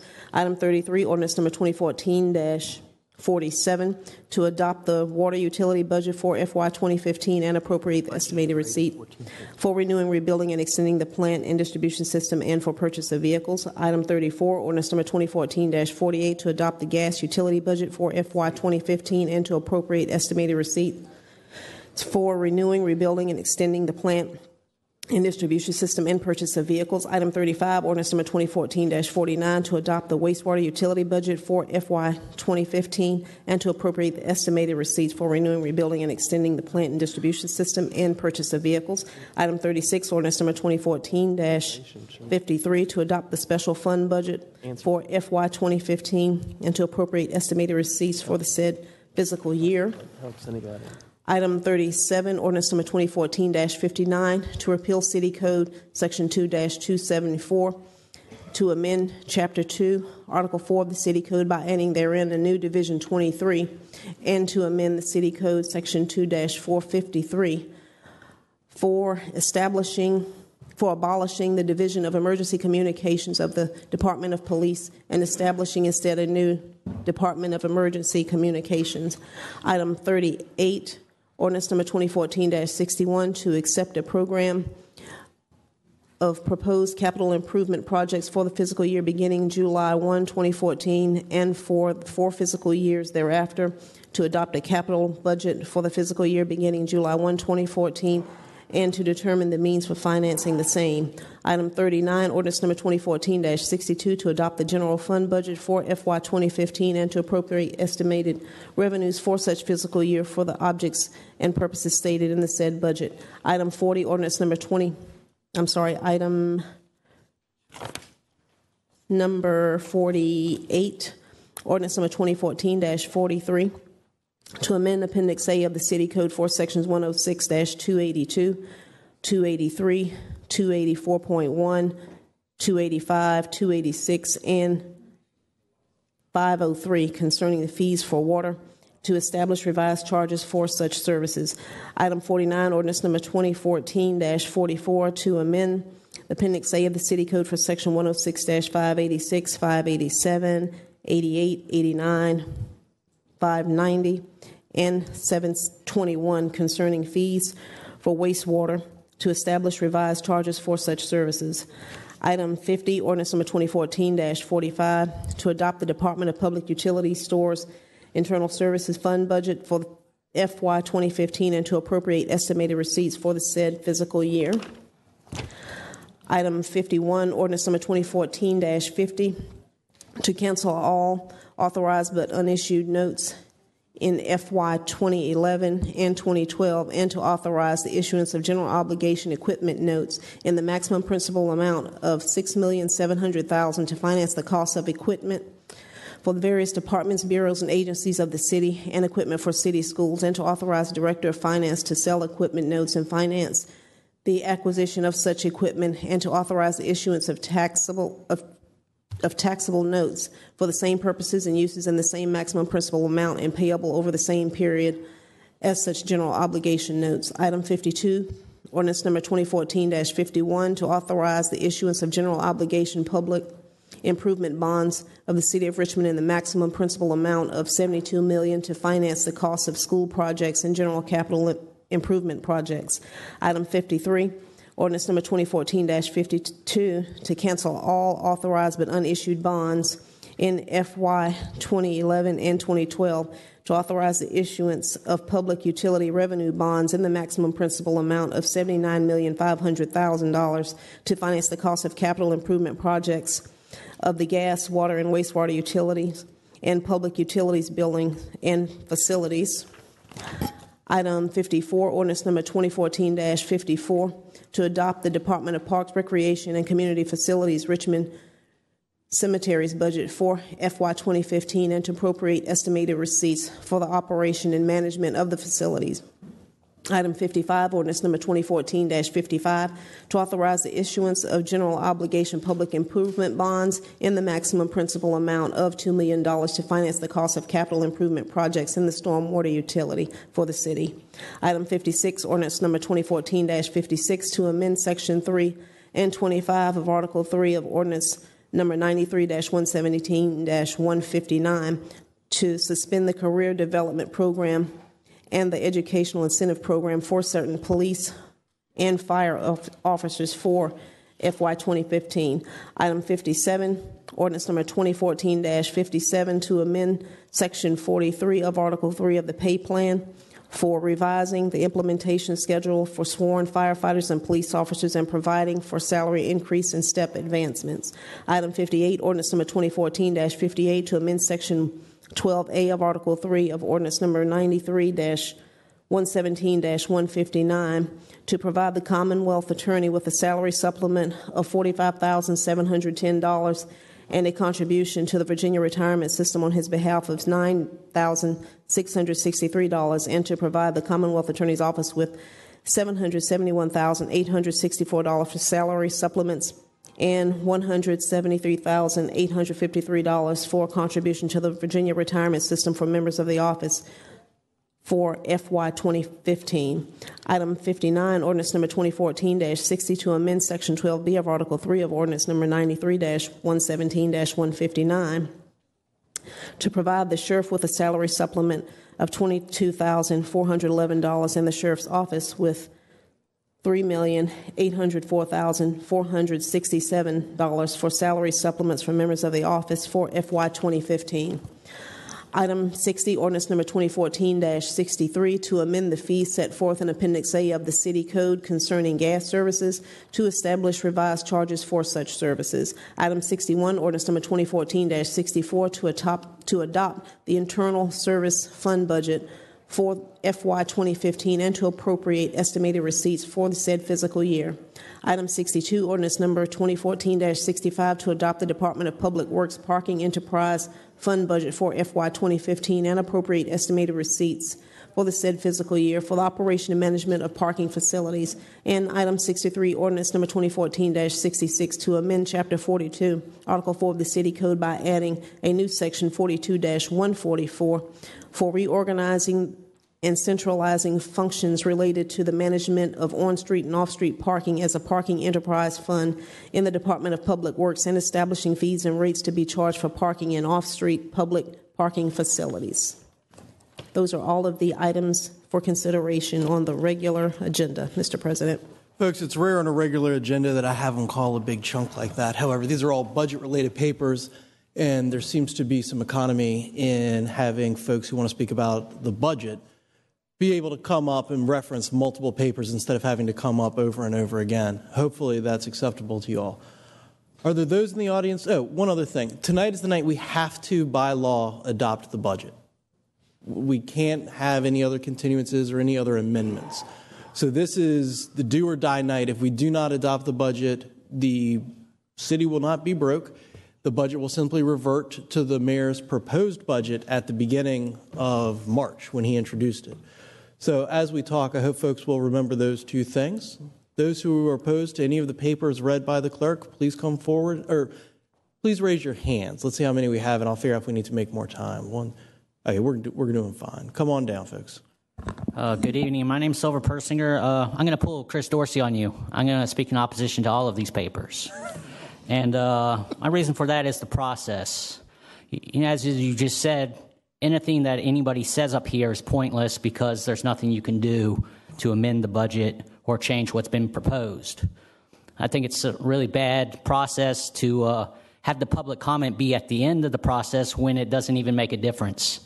I've encouraged City Council before to do something called participatory budgeting. You don't have to reinvent the wheel. Other communities already do this. You could even send out surveys in the utilities bills, seeking people's feedback that way. There's lots of different ways to do it, but there needs to be a better process than what goes on here. What happens is the mayor gives you guys a budget that he's prepared with his staff, and then you guys are left to pick it apart and try to figure out where to get money to do the things that you want.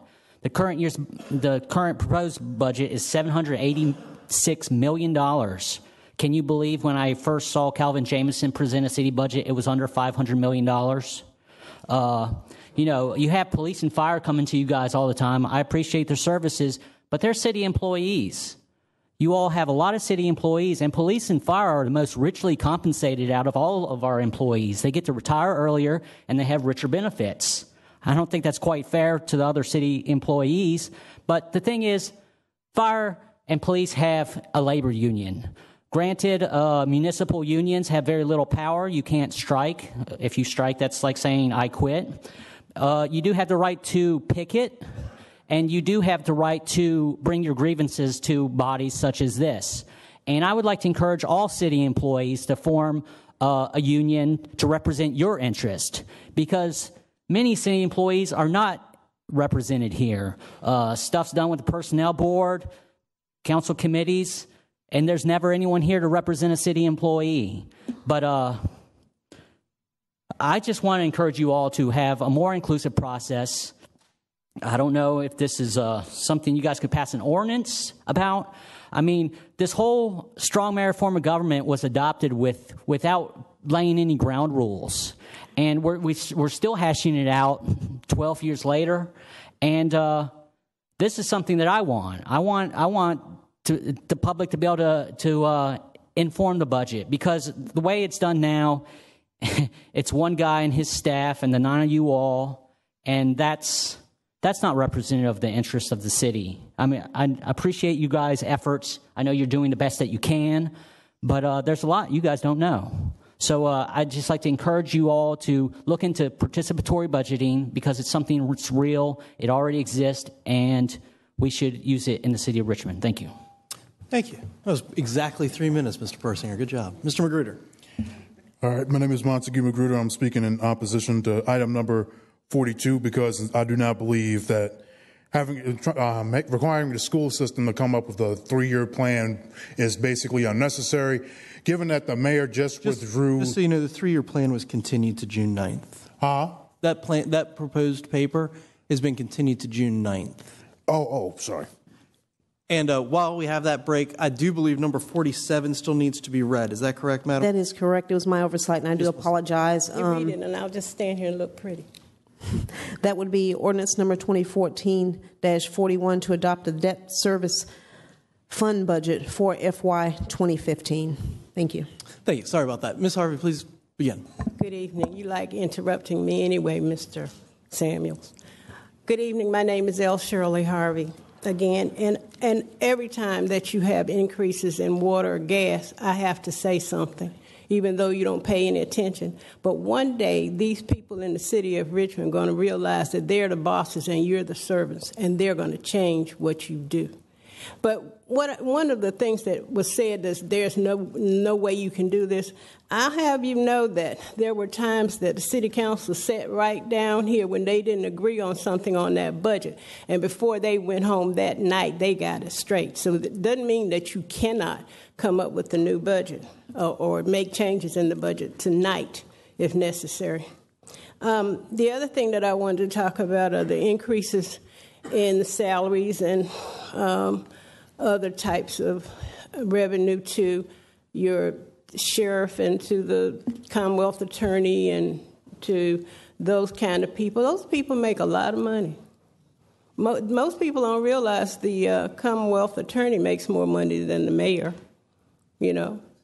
But there are people, and there was one lady, her name is Miss DePriest, over in your district, Mr. Hilbert, who has called me and asked me to come and speak to you because she cannot afford to pay her heating bill. And when you look at, she was a former person who worked for the city, and when they can't pay theirs and you just give somebody $35,000 extra just because they're the Commonwealth attorney, that is not fair. And I wish you would find some way, and you know as well as I know, that you can go back and change some of the things that even you've talked about tonight that you can't change. You can wait until July 1st and come up with something better than what you have here tonight. There are a lot of people who are interested in seeing our city run properly. And we're getting tired, real tired of seeing the way you handle our money. It's our money, it's not yours, and we want you to spend it correctly. Yes, sir. My name is Spencer Turner, and I'm in Ms. Robertson's district. What I'd like to ask tonight, and maybe you may correct me right here, I think I remember correctly reading that money that was originally taken from the mayor's bottom proposal was some of that was put back into the budget. Is that correct? Yes. What's going to happen? He's just pulled his plan. So essentially that money should be taken away from that plan tonight. And I would challenge somebody in the city council with the guts to do that, to make a resolution to amend the budget to defund, because that was what was supposed to happen tonight. And the mayor's been abusing the citizenry and bullying you guys from the day one.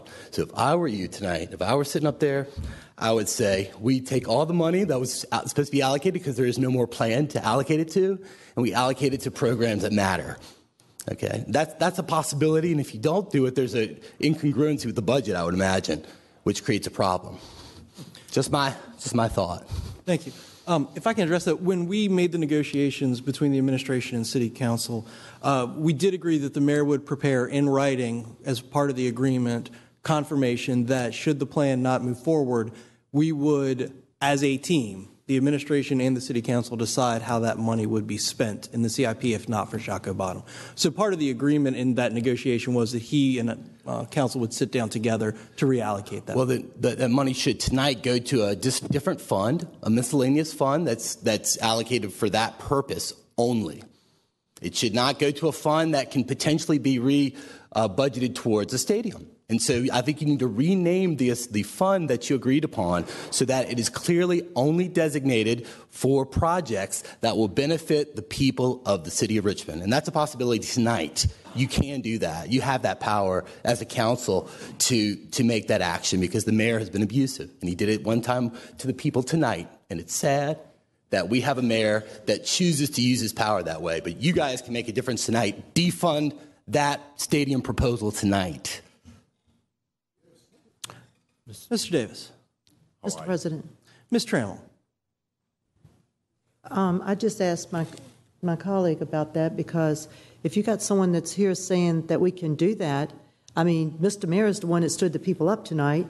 At 3 o'clock, he did this so that his buddies knew not to be here tonight because he was going to pull the paper. Ms. Trammell, maybe, and it's my fault for interrupting that gentleman, but I realized maybe we ought to let all the speakers finish, and then we will, when it's time for us to discuss it, that would probably be a more appropriate time. Okay. Mr. Davis. Okay, I would concede. I was kind of appreciating her response. I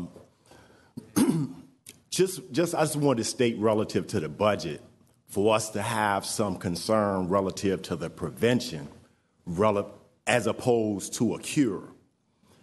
I believe that human behavior is shaped by having something to lose or something to gain. And I think within this budget, it should be something proactive as a prevention or a carrot on the end of the stick, rather than always using the stick when it comes to crime, when it comes to the lack of education.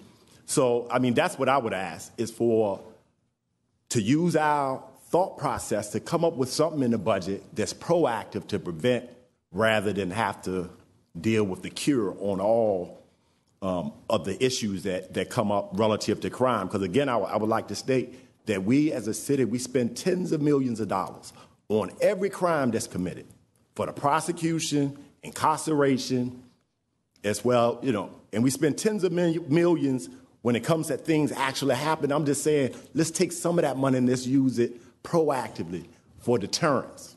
Thank you. I'm sorry, would you please state your name for the record? Ilya Aristotle Davis. Thank you. Yes, ma'am. Good evening, Council. My name is Claire Chute. I was kind of waiting, and then I realized that what I had to say probably goes into budget stuff, or could. I agree with the few speakers before me. I didn't even realize that you had the power to possibly reallocate those funds. I think that's really smart, and I urge you to take a stand tonight and do that. It's kind of time for y'all to do that, and we've been urging, and we're really tired, but we're not going to give up. We're not going away. We were hoping to get a little bit more explanation of what pulling a proposal means. I understand I'm not getting that tonight. To know whether it's going through the same committees, same committee processes, but at the very least, you can pull that money and kind of allocate it differently tonight.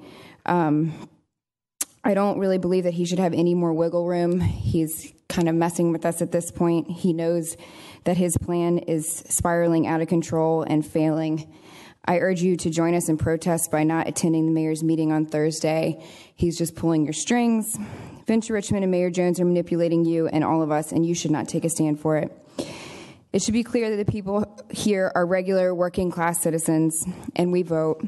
Interestingly, there is no support for the mayor's plan here when the mayor announced 15 minutes before council started that he was pulling the proposal. That leads me to believe that most of the support you've seen in council are people by loving RVA and Venture Richmond and their corporate bosses, and they are most likely paid.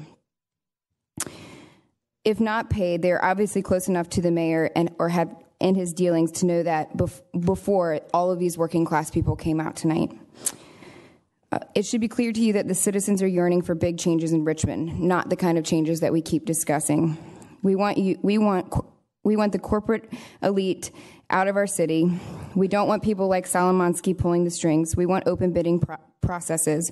We want citizen involvement. We want affordable utilities.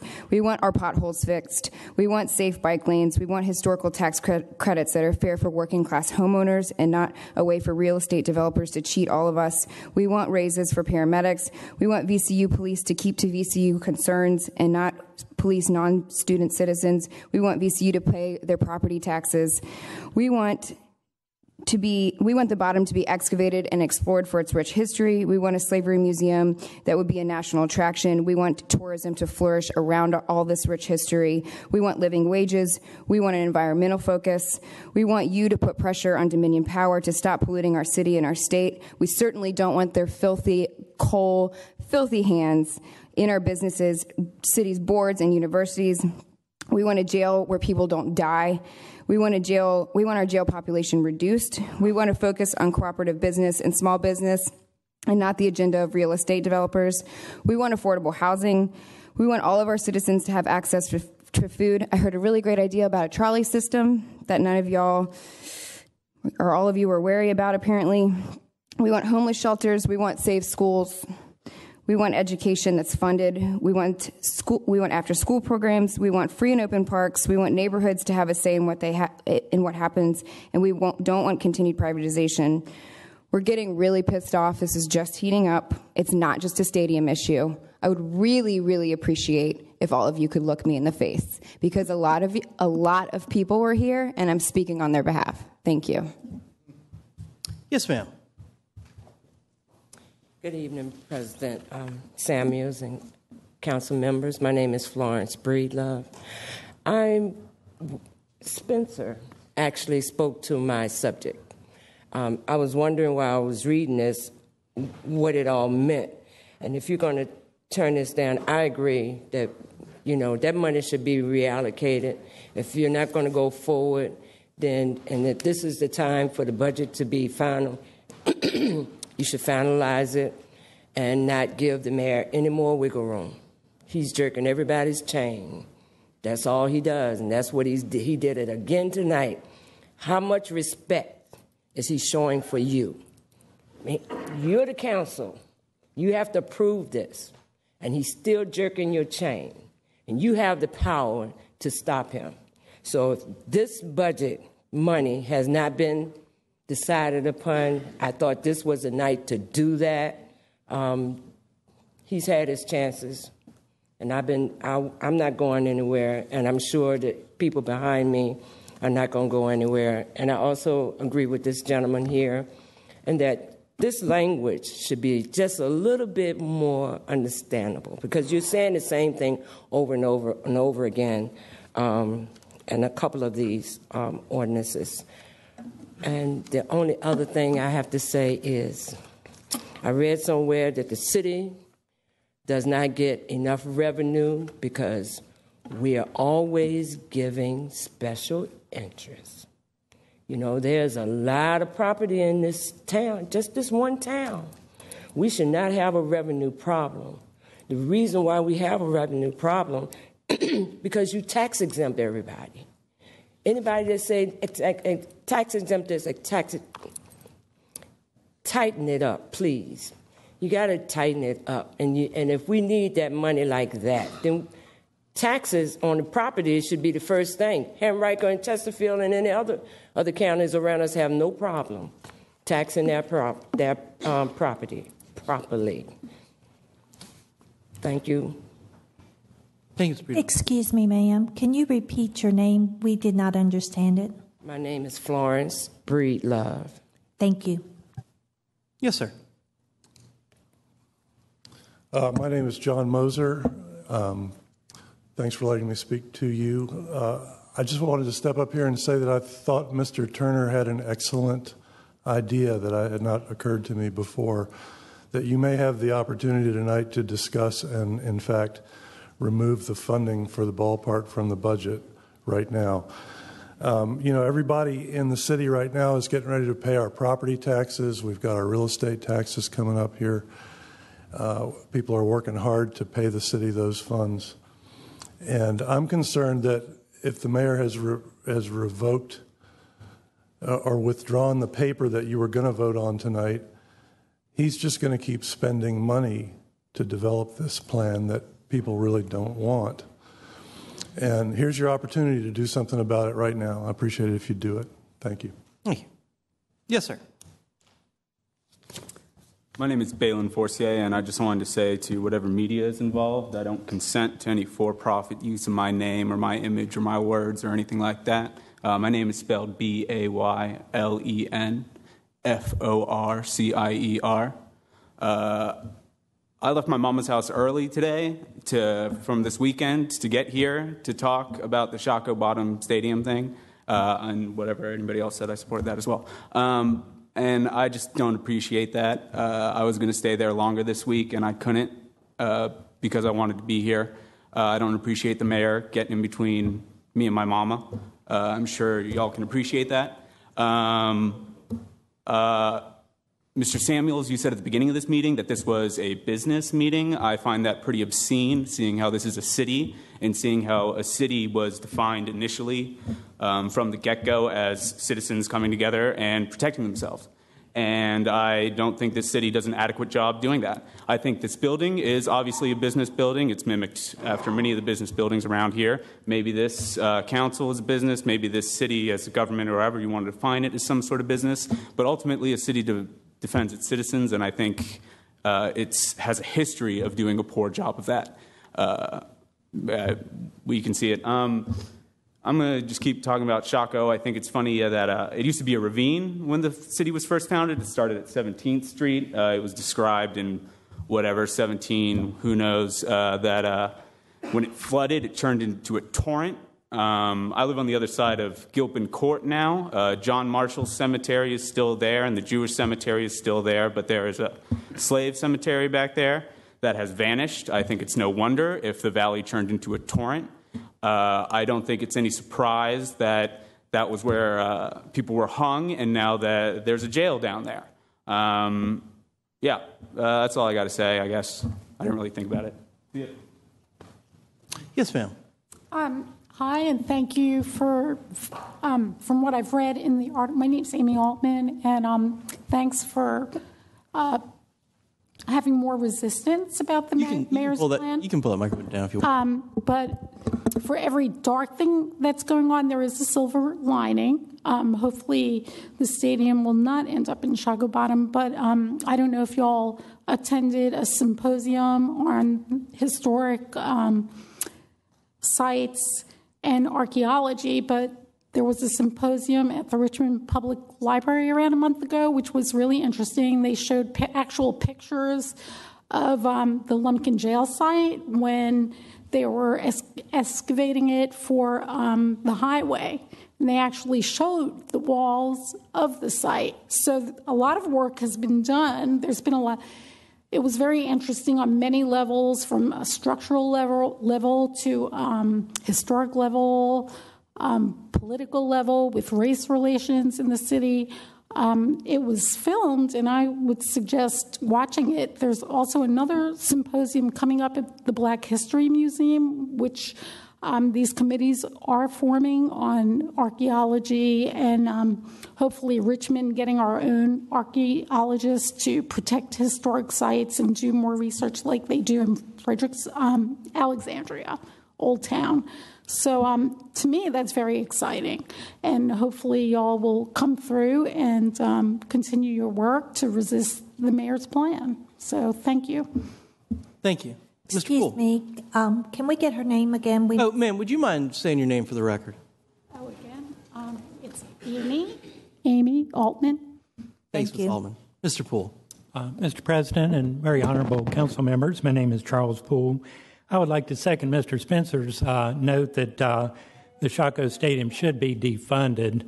I think you probably all noticed that in the Dutton report it was so inadequate that he failed to even mention the Anson Richards building, the 1842 Democratic headquarters. This is one building down there where they actually overlooked what was going on, and in that proposal was the demolition of that building.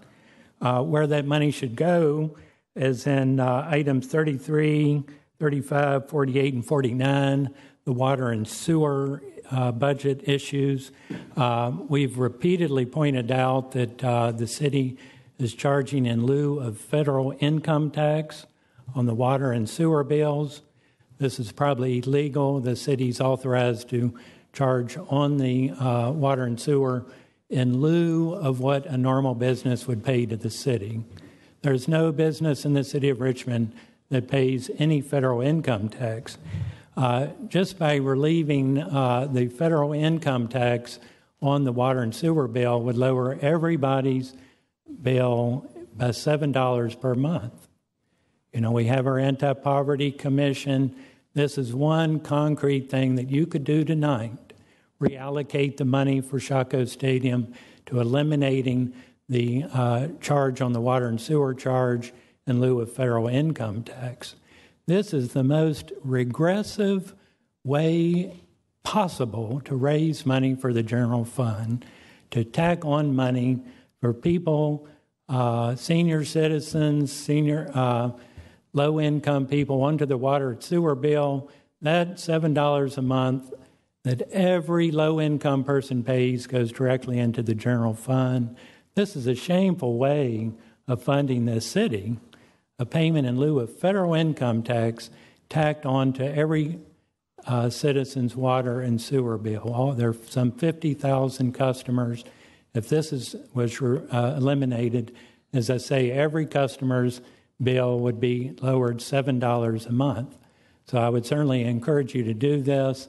The water bill is still inequitable also in that the basic service charge every senior citizen pays, even if they use 1 gallon a month, is $61 a month. As a result, the volume charge is kept low. Those who need to fill up swimming pools, water giant lawns, essentially the wealthy in the community, they're getting a tremendous break by getting a lower volume charge, because all the poor people who don't use any water, they're paying a disproportionate base service charge. So in summary, I would ask you to do what Mr. Spencer said, defund the Chaco Stadium and immediately put that money into removing the payment in lieu of federal income tax that is tacked onto the water and sewer bill. Thank you. Mr. Shincius. Good evening. Alan Shincius, 6th District voter, member of Alliance for Progressive Values. Mr. Samuels, I want to thank you for your liberal tolerance in people speaking to the budget tonight. It was impressive. I would second or third or fifth or whatever the count is up to right now to urge you to take that stadium infrastructure money out of the budget. Rename it at very least to what the agreement said it would be if there was no stadium. But furthermore, I'd ask this council to stop letting the mayor yank your chains. Take the chain off. Be proactive. Own the process. I'd like to see at next council meeting a paper that puts out a request for proposals with a 6-month deadline and let the mayor put his on the table along with all the others. I'd like to see a resolution that would truly generate respect that says we want a request for proposals for archaeology because stadium or no, we need to know what's down there. And as a council, by God, that's important to us and it's important to the city. And get a price tag on it. And let us all passionate people out here join together with you to raise money. We're not just out here to come down and chew on you guys. We should be partners. Be proactive. Own the process. Don't let the mayor control it and yank your chain. Put your hands on the steering wheel and take us somewhere that we all want to go. Yes, ma'am. Good evening, President Samuels and council members. My name is Catherine Stoneman. I'm a resident of the 3rd District. I agree with Alan and Mr. Moser and a number of speakers ahead of me to reallocate this ballpark money.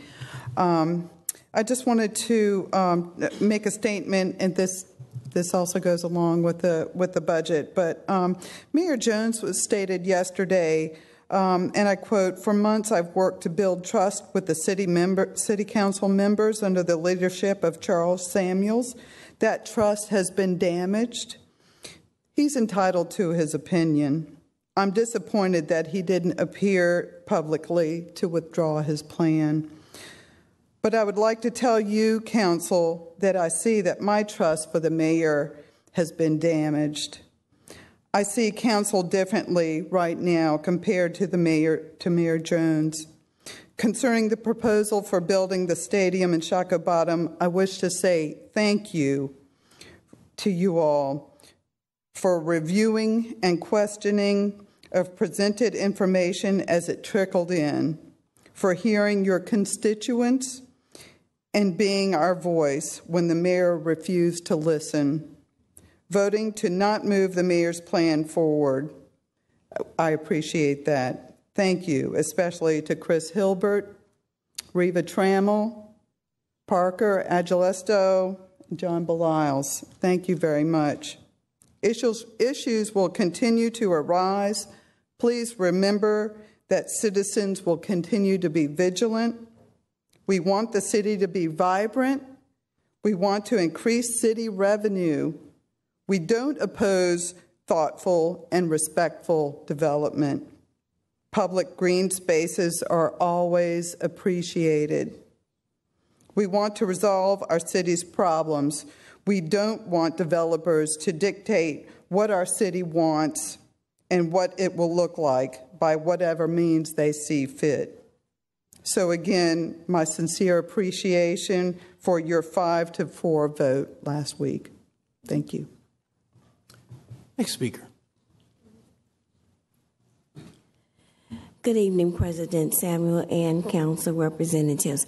My name is Reverend Rosalind Chris. I originally came tonight in my ministerial capacity, but I'm now sharing in my capacity as a city resident. When the meeting first began this evening, President Samuel, you announced that the mayor had withdrawn his paper. You said at that time that we would not be entertaining the Shackled Bottom project because of that, for that reason. But I did notice as I sat and listened to all the persons that you've allowed to intertwine their comments about that Shackled project. To me, it seems quite unfair that you sitting as the president, the person who generally would halt individuals from speaking on issues that seem that are more or less against what you are for. But tonight you've been very lenient in allowing individuals to make comments pertaining to that Shackled Bottom project without the mayor's presence. And I do think that's very unprofessional. And I think that it is very unfair. I am here in the midst of all the individuals that are here standing against that proposal. I am here as a city resident standing with our mayor along with him concerning that proposal. And I would appreciate you to respect the fact that, just as you stated in the beginning, the mayor has withdrawn that proposal for tonight's discussion. I'd appreciate if you had honored your very own words from the very beginning. Thank you very much. Because the bottom funding is part of the budget, members who are talking about the budget can address that issue. Sorry. I'm sorry I offended your Reverend Chris. My name is Montague Magruder. I'm echoing what Spencer had mentioned earlier about the funding the Shackled Stadium project, and I have an idea. In terms of GRTC, at last check, caravan riders are still at risk of having to deal with fare increases come next month if there's not enough funding to make sure those services are covered. So I would like to see some of that funding go towards GRTC so they can keep the caravan service fully funded so that all those disabled folks don't have to come down here and beg and plead with y'all again not to raise the fares. And not only that, but just to make public transit a priority in this town. I mean, it seems like the counties have basically been touching public transit like it's a toilet seat, like they don't really want to do anything about it. Well, I think it's about that time for this city to go ahead and make transit a priority, even if it has to do it by itself. And that means, with this bus rapid transit project, we can leave that alone for now. There have been recommendations that were pointed out in the GRTC and Transit Study Task Force, which still has not been implemented. Better signage, 24-hour bus service, those kinds of things, like a downtown circulator. They've maybe made some inroads on having a transfer station. I mean, the one at 9th and Lay really doesn't do much for those with mobility impairments. So, I mean, if some of that funding would come from, some of that funding from the Shackled Stadium proposal could be useful to help GRTC get those recommendations fully implemented instead of having them come down here and focus on trying to get a bus rapid transit project, which I believe is fundamentally flawed in so many different ways that would take more time than I actually have to explain it all. Then it would be a very good idea. I mean, like I said, people have been waiting for signage.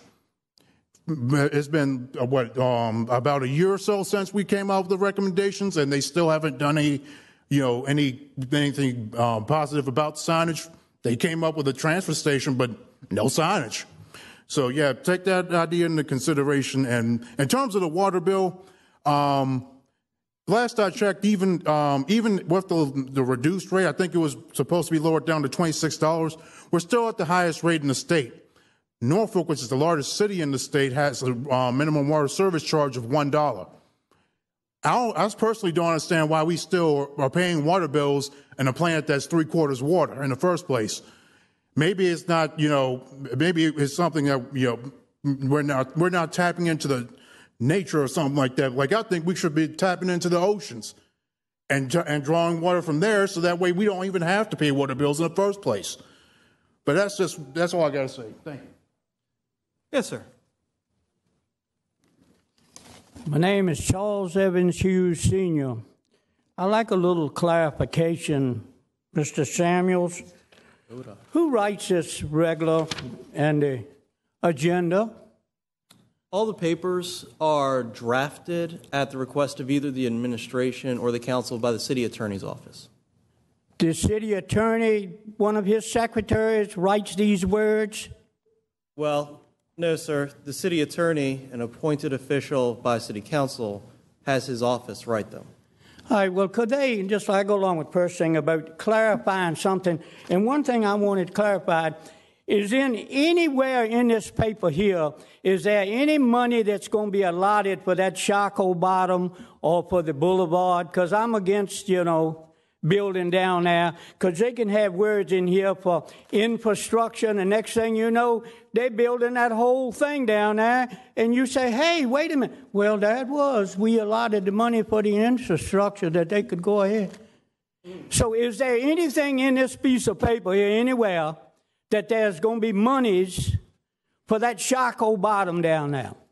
So, yes, sir, what you're looking at is the first paragraph, a brief descriptor of the actual paper. The actual papers can be as thick as this. Okay, I don't care if it was this thick. Is there anything in there pertaining that there's going to be any monies allotted out of what we can see right here, if you can make heads or tails out of some of this gobbledygook?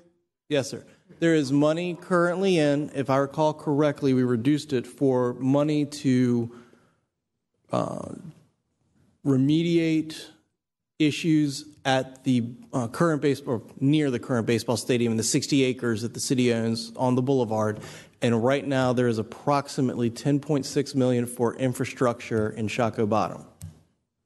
Well, I'm against as far as this any money is being down there until you really sit down and let the people vote on what they want.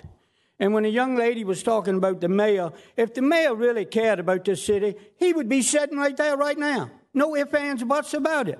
The man doesn't care about the city, he cares about himself. And we have to suffer. And y'all go along with it. And what you do in secret will be proclaimed from the mountaintops. Look at all the stink that's coming out right now, how they've done this and they've done that about this bottom down here that we didn't know anything about. And that's not the end of it. I can sit back home in my chair and all of this is going to blow up, and y'all are right there in it when you could have stopped it. You are a nail in the road and the tire is running over that nail.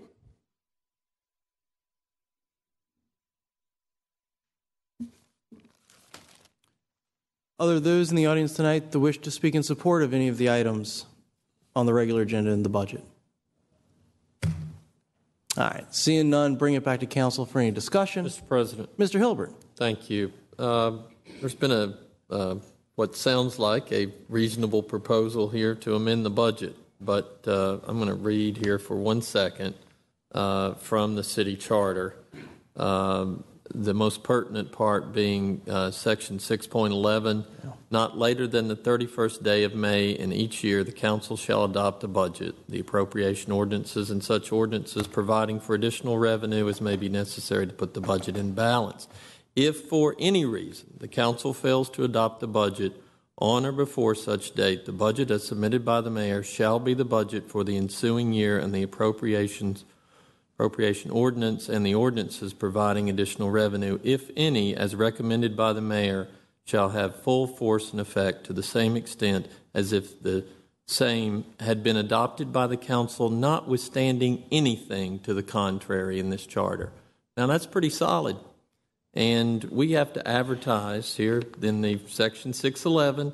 It says that the council shall not alter the estimates of receipts contained in the said budget except to correct omissions or mathematical errors, and it shall not cause the total of expenditures as recommended by the mayor to be increased without a public hearing on such increase, which shall be held not less than 5 days after notice thereof has been printed in a newspaper published in circulation in the city. Therefore, that's why we cannot amend this budget.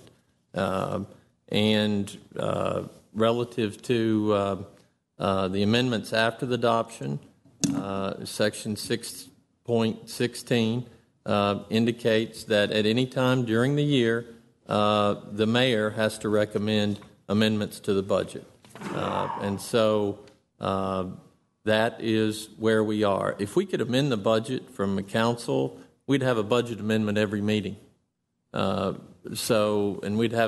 wouldn't have a budget amendment per meeting. We'd have about 30. We all approved. You may not have been a resident in the city at the time, but in 2003, we passed a referendum for a mayor-council form of government. It passed with 80% of the vote. And, here's what we have to work with. This document, the charter, is, I would say, analogous to our Constitution.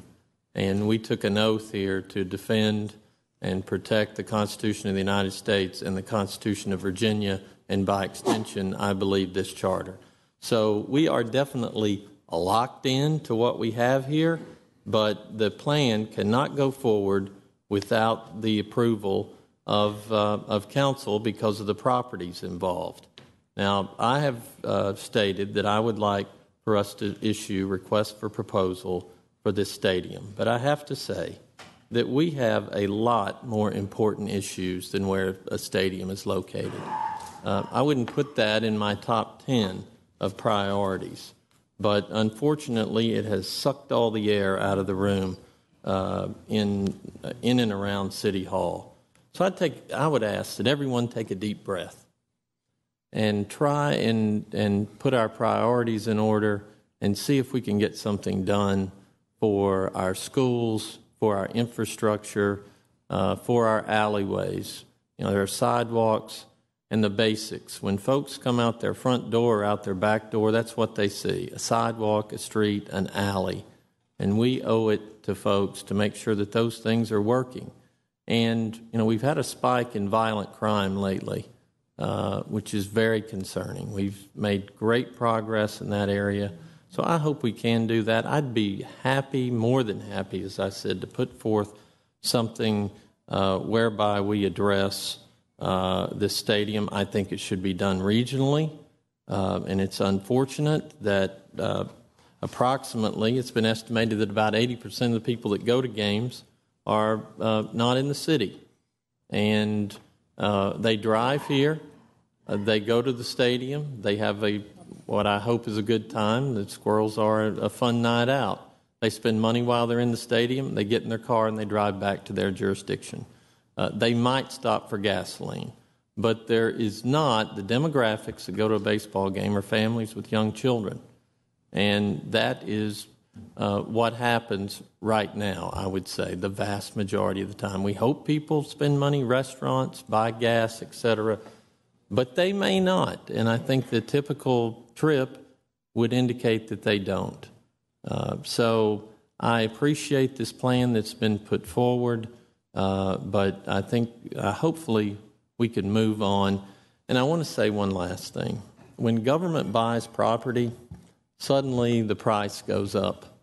And there's a lot of land speculation that goes on.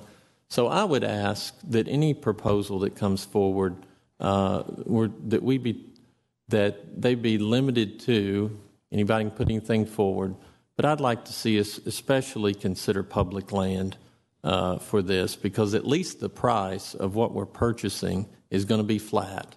It's state-owned, city-owned. It just seems like to me that what happened here was a lot of land speculation going on, which drove up the price of the land, let alone the rest of the project. So I hope we can keep that in mind. And I want to say that I'm ready to work with the administration on another idea, and I hope that we can move on from this one. Thank you, Mr. President. Ms. Trammell. Mr. President, I don't think, have we ever had this happen before? I mean, with the mayor budget on the last night possible? While I've been on council, we have, but we've never actually done it because it's against the law. But I mean, as far as the mayor pulling the paper at the last hour, you know, to me, I mean, I'm glad that you want to work with him, because I think this is wrong. We have worked with him in administration for over a year and a half, and for all the citizens to come down here and at the last minute, he disrespects them. He should have been man enough to come in here and say, hey, I've decided to pull the paper.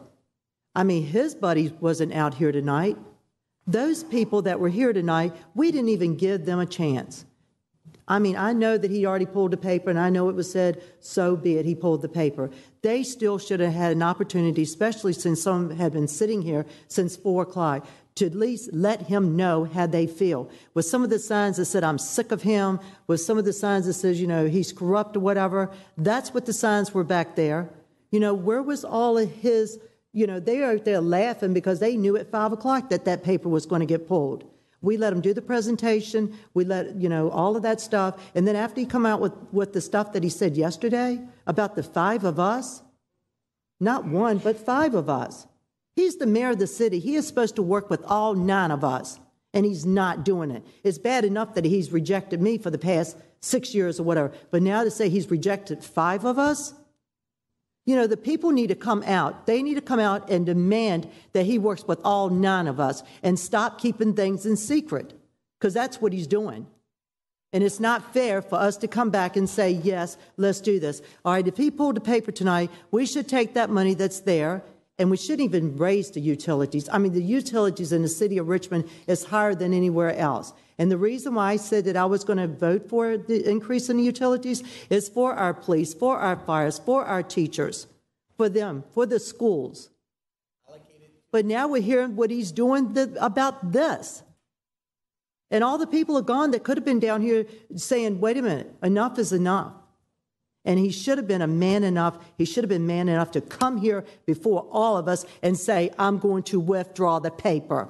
This is wrong. And then we're getting it through an email or Charles, I think you got it, 5 minutes to 6, that the paper had been pulled. So we can't blame him because he didn't even know. And he's the president of council. And the vice president of council, I'm quite sure she didn't know it either, because I know I didn't know it. But this was wrong, Mr. Mayor. You should have been here. You should have faced the citizens in Richmond right here in this council chambers.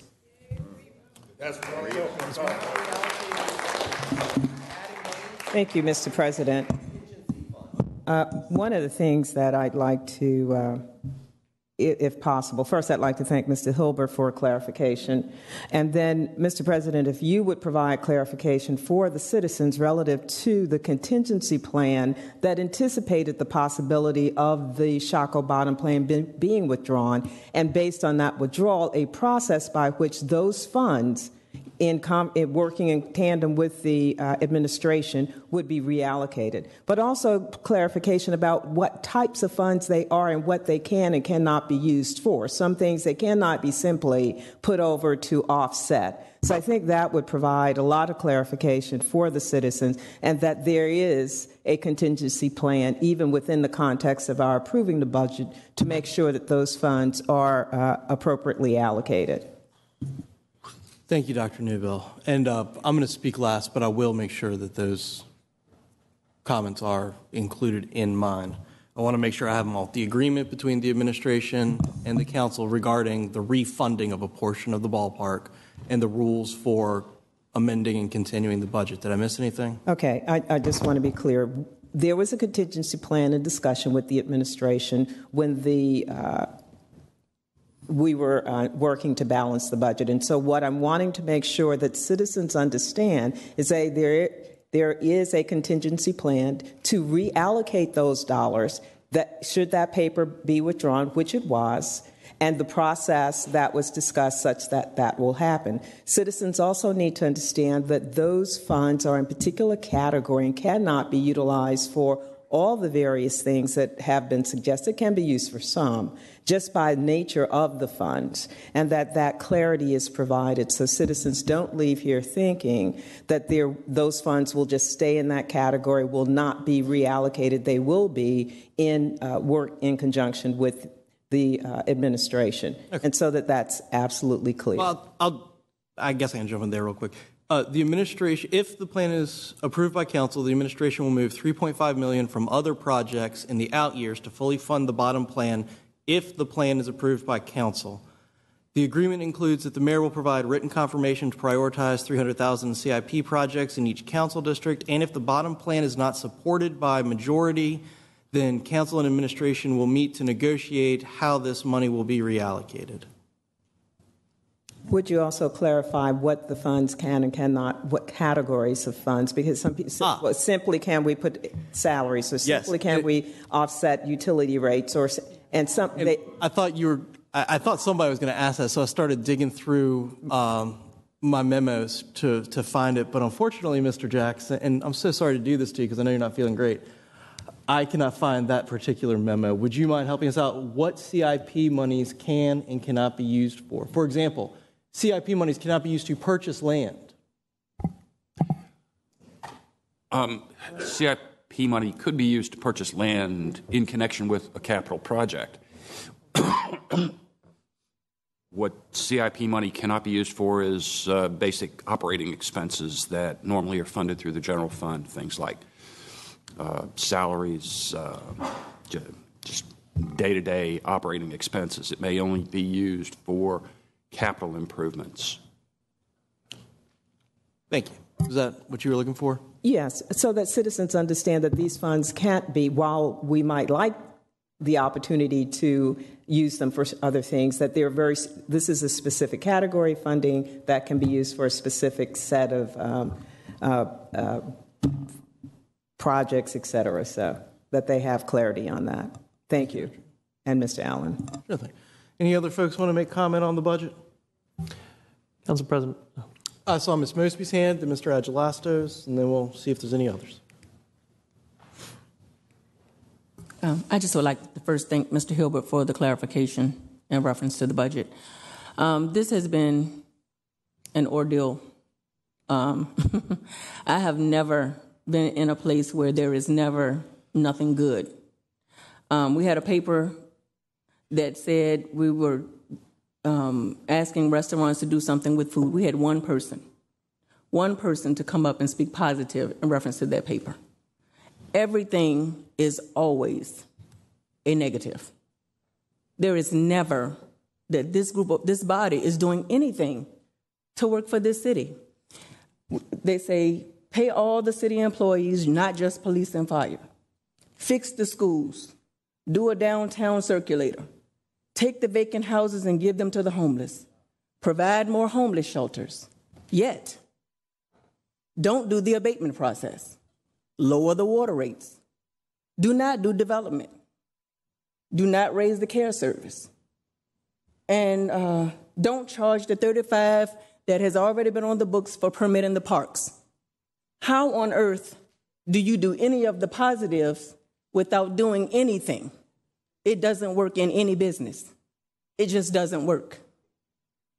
This body here sits hours, our holiday weekends, hours, nighttime, trying to figure out what to do to make good decisions. It is not that we just in a random moment and friends with the mayor and make decisions based on the mayor. So not true. So not true. I believe that we need a heritage site.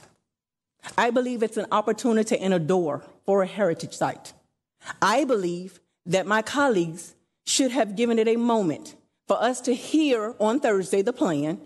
If we did not like the plan as a unit, as a team, we then face the mayor and say no. That is not what happened. The process, our process, was broken through the team. The mayor is not the only one that you would say breaks a process. The process gets broken here as well. And so as a team, we have to work together so that the administration can trust us and we work with them, and our school board can trust us and we work with them, because all three have to work together to move the city forward. All three. There is never anything that comes to this body. A Coliseum, we fuss about the Coliseum that has stood since 1971. And I just went to a graduation from it. It's still standing, money is still being made, but yet it's still an issue. It's something's wrong with that as well. No, it is some positive things that have happened in this city. We did not get to these bond ratings on all negatives. That is not how it goes. There are some things that are wrong. I agree. There are some things that need to be fixed. Agreed. But when your council persons, Mr. Agilesto, Ms. Graziano, and Mr. Samuels, try to fix the abatement process that was wrong, never do we say, great job for trying to fix something that was broken. Are you addressing us or the rest of the council? I'm addressing whomever is listening. Only address Charles Samuels, the president. That's how it works. Are we allowed to respond? Guys, we're being attacked. Everybody, look. City Council gave you all the opportunity. Yes, I gave you an opportunity to speak. And I want to. And so at this point, I am responding. Opportunity. That's why they can't come in crazy for the job that they Folks.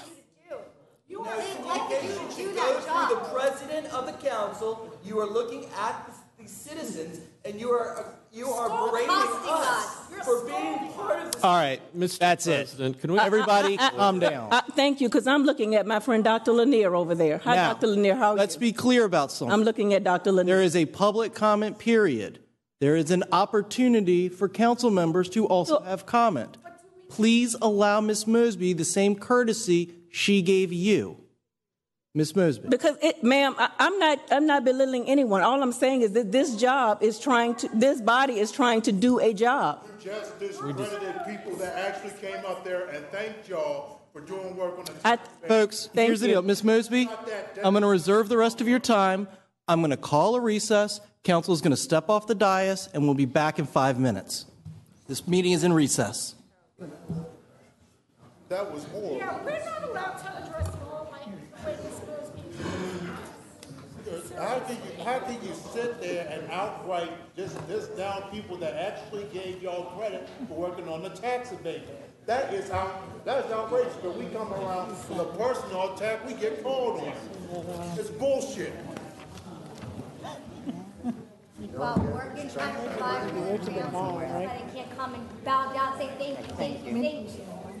That's the kind of stuff that makes people lose respect for government officials. When y'all decided not to have a public referendum on the stadium proposal, y'all basically slapped us in the face. That's why all disrespect came to y'all in the first place. I'm out.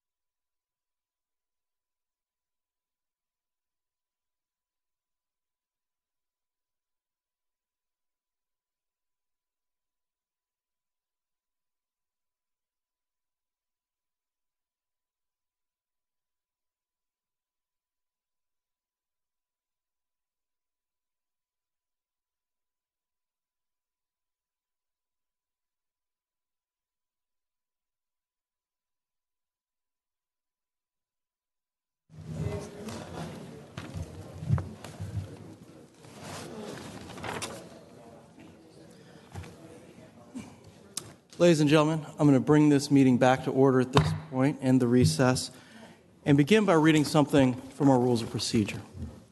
The President and Council shall preserve order and decorum. He or she may order the expulsion of any person for violation of these rules, disruptive behavior, or any works or action which incite violence or disorder, subject to an appeal by council. Any person so expelled shall not be readmitted for the remainder of the meeting from which expelled. Any person who has been expelled and who at a later meeting again engages in words or actions justifying expulsion may also be barred from attendance at future meetings of City Council for a specified and reasonable period of time not to exceed 6 months, or upon a still subsequent expulsion for a period not to exceed 1 year. Are there any other council members that wish to make comment? Mr. President, just one thing. The council chambers belongs to the people. I understand we both understand that. And I understand we have to have order. And I understand when council members are speaking, we need to be respected too. When the people are here, and yes, their emotions are high. Yes, they're very upset. They've been coming down here month after month, week every 2 weeks, whenever we have a special meeting. They've been coming here to voice their opinion about the ballpark. And I understand that they're upset, but I understand when my colleagues are speaking, they need to have respect too, because they're speaking from their heart. And all of us are dealing with different things. Michelle and I yesterday, our day off, Memorial Day, I was cutting grass. She was trying to get her dinner ready. We went and met the news media. What about crime? Crime that's in the city. Something we have not talked about. I know I have not talked about crimes since 2006. Now the phones are ringing off the hook about the homicides, everything else that's going on. Our police officers, yes, they have their hands full. Yes, Michelle and I said, we want you all to come and work with us so we can take care of things. We can get it back under control. So, Mr. President, please understand, you understand, they are upset. They're upset for what happened tonight. Yes, some people brought it up here tonight that we don't have to vote on the budget tonight. I'm thinking, well, maybe we don't. With this money that's sitting out there, what do we do with that money? Does that give Mr. Mayor another opportunity to do something else with it? He already slammed, Mr. President, he slammed us before. I didn't even know that we had been slammed. I was out there on 6 and 12 and spoke very nicely, very nicely. I even asked him to come join me and the citizens. Let them do a voter referendum in November. Once and for all, let's solve this, because we've already been told earlier today it's going to be 4 months from now, 4 months with this other, whatever else they got to do. So why not just get rid of it? Let the people vote on this in November. We have 5 council members here tonight. Maybe we ought to vote that up or down. Then it'll be gone once and for all, since the mayor did not reach out and say, yes, I think that's a good idea. Why don't we just say tonight, yes, we need to give it to the people, let them vote on this in November? Because I sure am for it. And what's it going to hurt? Council President. Mr. Agelasto. Thank you. I believe we're still on the budget papers. And I'd like to resume to that. I know that Ms. Mosby and I had both put our hands in at the same time, and she went first. And I actually was going to say a lot of positive things, because this council earlier tonight gave some commendations to our staff for working long hours. This council worked some long hours, and the ultimate budget that we've crafted from the starting point of the mayor's budget was to, A, fully fund the Richmond Public School Board request for education. We made that a priority. We made that happen. We also worked to recognize the work of our firefighters, of our police officers, and of all city employees by giving a one-time bonus to them to try and continue to increase the morale, to continue to put pressure on areas that we need improvement in the city, such as crime. We also fully funded the request that we had received for the dam walk across the James River. We funded additional bike infrastructure that many people have been supporting. We funded increased above the mayor's proposal for parks, for public works, for planning and development, such as code enforcement, zoning enforcement. So, I mean, we went into this budget. I mean, we found extra money for behavioral health authority. And after the news from California, I think, this council is doing the work of the people, and we were applying the money where we thought the money needed to be applied for in the upcoming 2015 budget. And I think we've put a lot of hours into that, and I think we deserve it tonight to adopt the budget that we approved. Otherwise, we end up with a budget that we didn't craft. That's just the timing of things. My request of my colleagues on City Council is, for 2 years that I've been in this process, we've granted extensions for us to receive budget information. I think we need to stick to the deadlines that we put out. If we don't stick to our own deadlines and we get crammed at the 11th hour, we only have ourselves to blame. So I think we need to be a little bit more responsible when it comes to crafting the budget and approving our timeline. So I want to commend my colleagues on what we've done, and I hope that every single body here tonight will vote to support the budget. There's $786 million in it, and we're complaining about what's going to happen to maybe, $11 million, $10 million if something does or doesn't happen, which still requires a whole host of approvals. If the darn thing ever gets reintroduced, it may never come back to City Council, and we'll have to deal with it if it does. But for right now, it's a withdrawn paper on Shockoe Bottom baseball. I think the City Council knows that there's some other things that we would like to move forward on, and let's get to the business at hand. Thank you. Any other comments? Dr. Newbill? I am not going to repeat all the items that Mr. Agelasto just listed in terms of things in the budget. Thank you. That saves a little wind. But I do want to say that this process has been lengthy, but it's certainly been one that we have all been committed and engaged in and tried to work in partnership with the administration. I do want to suggest that both our process, I want to speak to our process as a body, also needs some work in terms of ensuring that it is inclusive, that it is one that ensures that we're all on the same page at the same time and not merely being informed about something. And yes, there are challenges on both sides of the table, especially with this project, and I think this project probably highlighted them. But I am hopeful that moving forward that we will work to be clear about the kind of process this body will have and how we work together as a team, as well as how we work with the administration. I do want to, and I don't want to belabor the point because I'm getting late, but I do want to say that as we look at those dollars that now are in CIP and that we have some opportunity to do some things with and other budget dollars, that the heritage site is a priority for this community with or without baseball. It's not ever been just about baseball. The heritage site is something that must go forward. Now is the time, and we have the opportunity. So I look forward to us addressing that in the context of budget amendments.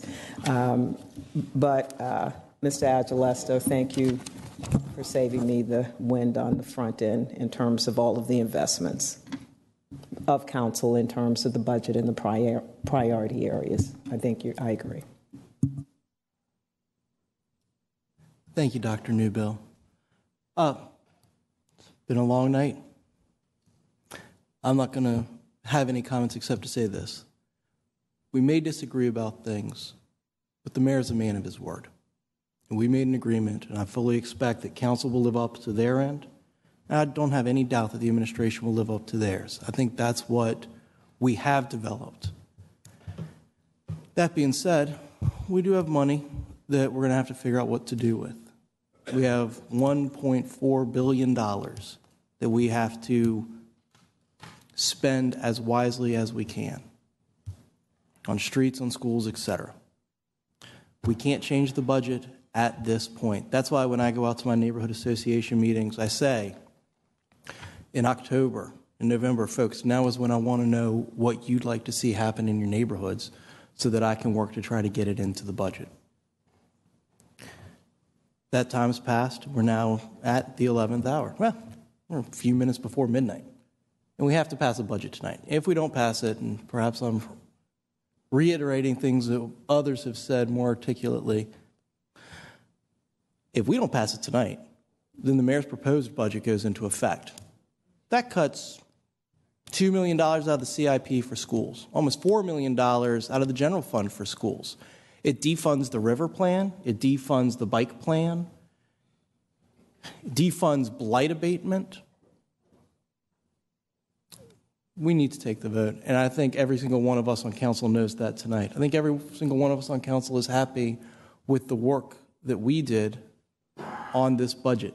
Quite frankly, I think everyone on council is proud of the work the clerks and our staff did to help us get ready for this budget. That's how we started this evening, by thanking them for their hard work. And I'm excited to be able to say that we're giving police and fire a portion of the career development back. I'm excited to say that we were able to work with schools so that teachers are going to get a bonus or a raise. These are good things, and Ms. Mosby was right. We do have to talk about the good things. Having said that, I'm prepared to call the vote unless anybody... Ms. Graziano? I'm sorry, Mr. President. I agree with everything that you say. I just want to reiterate what Ms. Newbill said, and that was that all of those projects that you mentioned were agreed to by both council and administration, and it was a cooperative effort that we got all of that funded. Thanks.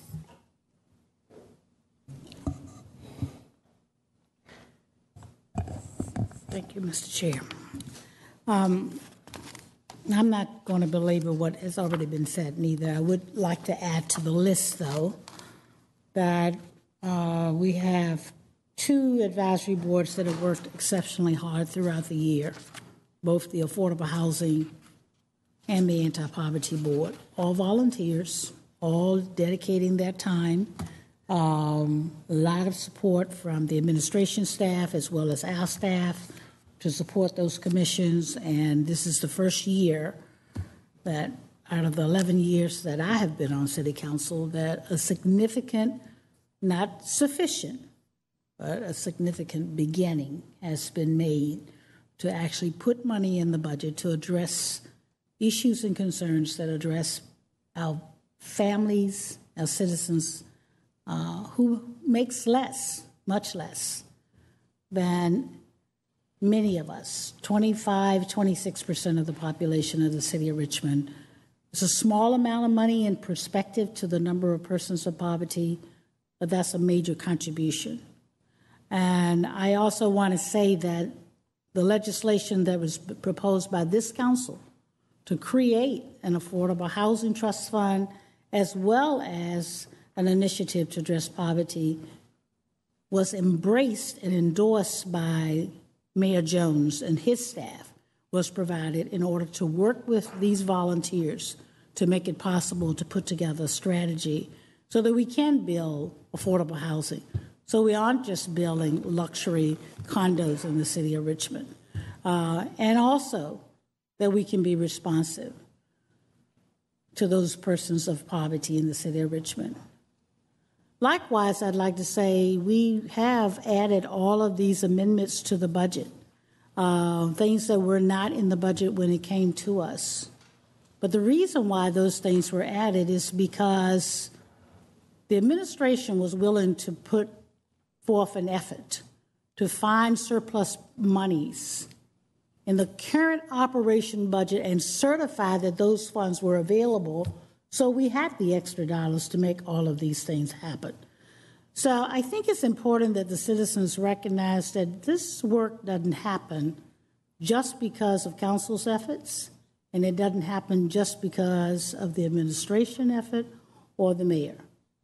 But it really does happen because there's a lot of conversation going on and a concerted effort to try to reshape budgets, programs all the time to try to get us to the end of where we need to go. The two proposals that seems to have been creating a lot of problems in the city of Richmond and concerns, and rightfully so, are both an opportunity for the city of Richmond to expand its tax base tremendously. Without raising real estate taxes, without raising utility rates. And we are going to have to find ways to put economic development in place to make it possible for us to continue to raise revenue so that we can continue to support the operation and take unfunded requirements to the level of funding that they desperately need. So I think it's important that we recognize, as Dr. Newbill and others have said, we've got some homework to do ourselves as it relates to processes and procedures and how we go about doing things. And likewise, we have to strengthen that relationship with the mayor and with the administration. And we need big opportunities for development and economic opportunities in the city of Richmond. And certainly, we jointly have got to find a way to make those things to continue to happen and respect the other things that needs to be done. There is a appropriation in the budget for the heritage site. And I know that some folk would say if the other development doesn't take place, that shouldn't happen. Well, I'm here to say that that should happen irregardless of whether other development take place. And I don't think that we should turn our backs on the significance of what that means to the city of Richmond and the opportunity of making it a reality. So I'm looking forward to the continuation of dialoguing and negotiation and looking for creative ways to make things happen in the city of Richmond. And I'm grateful that tonight is the night that we will vote on this budget, and look forward to making plans for the additional amendments that will be shortly coming, I'm sure. Madam Clerk, would you please call the question? Council is voting on agenda items 31 through 39 and 47 through 63. Mr. Bilal? Aye. Ms. Graziano? Aye. Ms. Mosby? Aye. Mr. Agilesto? Aye. Mr. Hilbert? Aye. Ms. Trammell? Aye. Ms. Newbill? Aye. Vice President Robertson? Aye. President Samuels? Aye. Those papers have been adopted. Thank you. We have some minutes we need to approve, do we not? Yes, sir.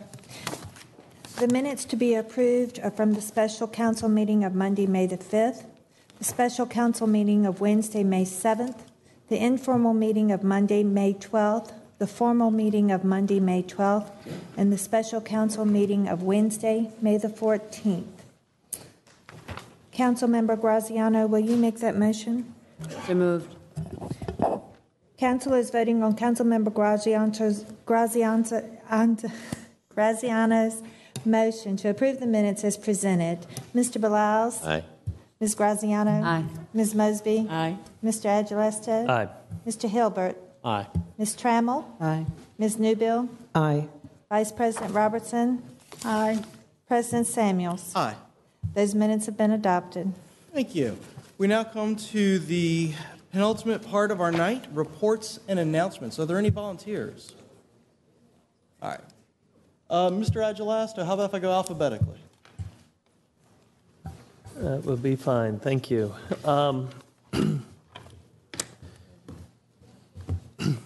With the Memorial Day holiday yesterday, I just want to remind all of the city residents that that means the opening of our city pools. So when you come to visit Randolph Pool or others, just be safe when you are visiting. A couple of announcements in terms of our civic associations and an important meeting upcoming. On Monday, June the 2nd, the Hull Street Midlothian Civic Association will meet at 7 p.m. at Koinonia Christian Church, located at 3600 McRand Street. On Tuesday, June the 3rd, the Randolph Community Group will meet at 6 p.m. at the Randolph Community Center. Also, Tuesday, June the 3rd, the Uptown Civic Association will meet at 6 p.m. at the Nesbitt Salon on West Main Street. And then on Wednesday, June the 4th, I'm organizing a meeting in the Swansboro neighborhood at 6 p.m. at the Boys and Girls Club on Bainbridge Street. This is for residents who live west of Cowarden Street up to about Broad Rock Road. So if you're in the neighborhood, we welcome you to come join us. This is a neighborhood that currently doesn't have an active civic association, so we very much would like people to come out so that we can organize and establish some new representation. The address of the Boys and Girls Club is 2409 Bainbridge Street. So if you're in that area, please join me June the 4th at 6 p.m. And the meeting will address neighborhood concerns in the surrounding area, and this includes crime, code enforcement, etc. As always, you can reach me or Ida Jones, 5th District Liaison. My phone number is 804-646-6050. Email address is parker, P-A-R-K-E-R, .agelasto, A-G-E-L-A-S-T-O, @richmondgov.com. Email me or call me if you'd like to be added to our monthly e-newsletter, or go onto social media, Facebook or Twitter. We frequently will post information that is pertinent. If you are associated with one of the civic associations, please let us know so that we can send you alerts that are important to your immediate community. Thank you. Thank you. Mr. Blouse. Thank you, Mr. President. First District will be having a town hall meeting tomorrow night, Wednesday, May 28th at Albert Hill Middle School, located at 3400 Patterson Avenue from 6 to 7:30. I hope everybody in the First District who's able to attend can come out and join us. Thank you. Thank you, Mr. Blouse. Guys, it's been a long night. I might not get this alphabet right. Ms. Graziano. Thank you, Mr. President. I just would like to say I hope everybody had a wonderful Memorial Day. Thanks. Thank you, Ms. Graziano. Mr. Hilbert. Thank you, Mr. President. We, excuse me, I'm happy to announce the agenda for our meeting tomorrow evening at Pine Camp, 4901 Old Brook Road, next to Henderson Middle School. We're going to have a chance for folks to meet the new 4th Precinct Commander, Captain John O'Cleese. We have an end-of-the-year General Assembly update from our delegate for 90% of the 3rd District, Jennifer McClellan, and we have a special guest, a council member, in a series here. We're inviting every member of council to come to the 3rd District, and this month we're honored to have Dr. Newbill, so thank you for your presence and your time. We'll also have Anthony McLean, the Deputy Director for Emergency Services, to discuss tornado preparedness as we get into that season. And we'll also have a brief presentation on Brooklyn Park Boulevard and a proposed bicycle co-op coffee shop. Again, the meeting is at 4901 Old Brook Road, the Pine Camp Recreational Center. And I would also like to give a brief presentation on the Education and Human Services Committee. The committee held a meeting last week. We received a presentation from Dr. Dana Bedden, the new school superintendent, gave his remarks, and hopefully I'll quit referring to him as the new superintendent here any day now. He's been with us a few months, and he introduced his leadership team, and the members of the committee expressed our desire to work with him and the school board. Keisha Smith, the assistant to the Deputy Chief Administrative Officer for Human Services, and Dr. Danny Avila, the Deputy Director of Richmond City Health District, gave a report on the city's Health in All Policies team, which is funded by the Center for Disease Control and Prevention, and it's referred to as the HIAP team. Asked Council to consider a resolution to support health policies to improve community health outcomes.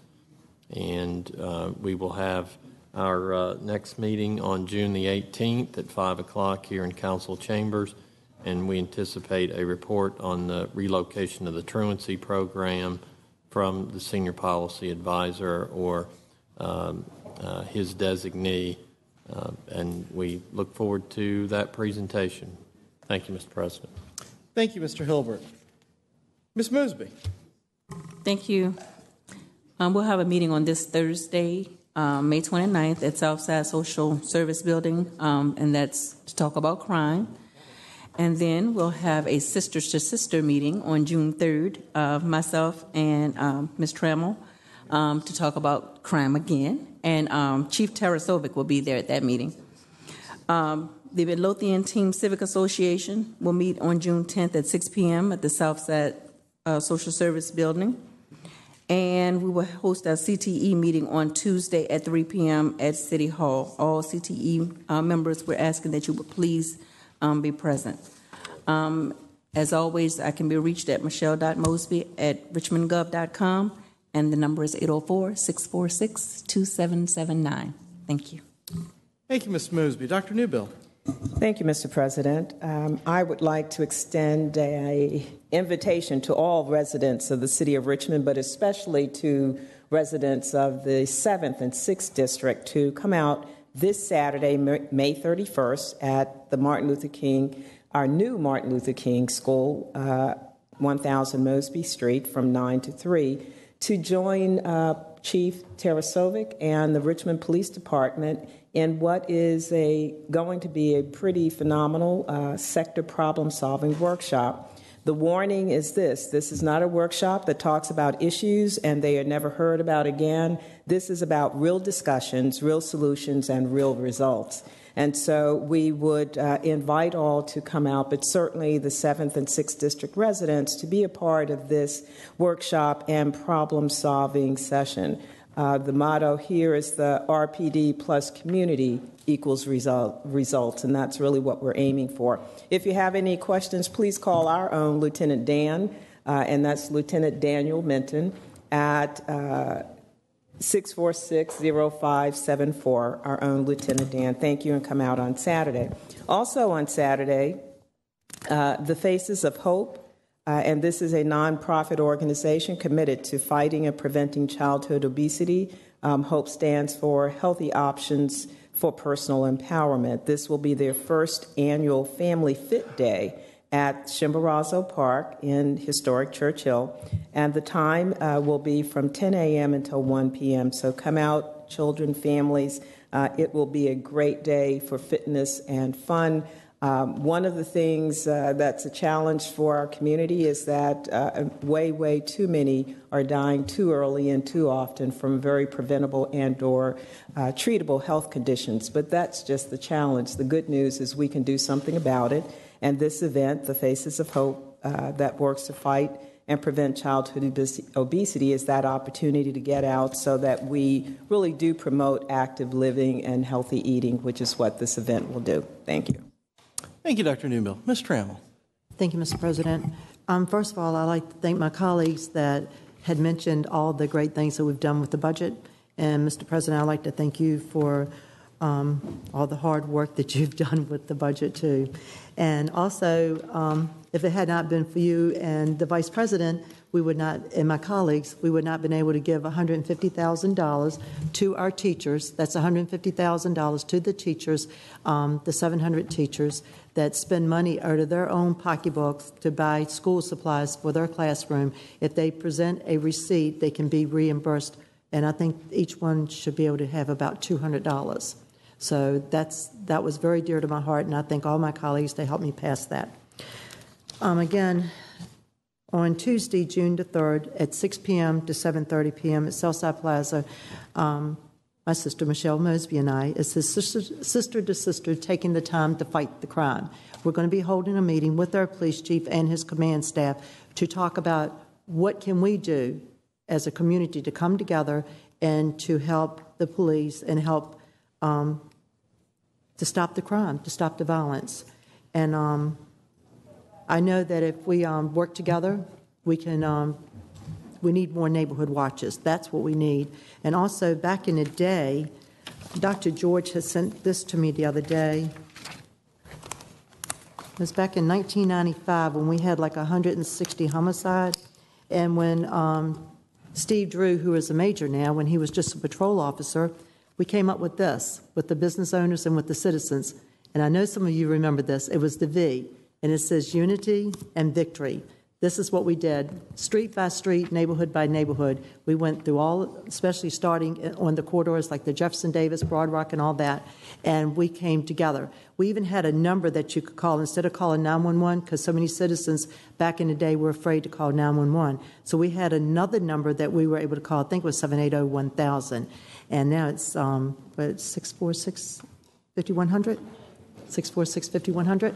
But anyway, we want to start this program maybe again where the people would feel safe, because when they saw this in the window, or some of the maybe the people that did not belong in the neighborhood, they knew that, wait a minute, they have a number that they can call and they can report things and they're not afraid to.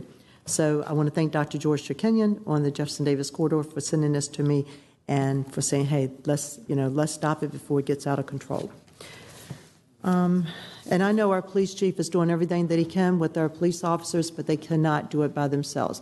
They got to have our help. There's only so many police officers, and there's 200,000 citizens in the city of Richmond.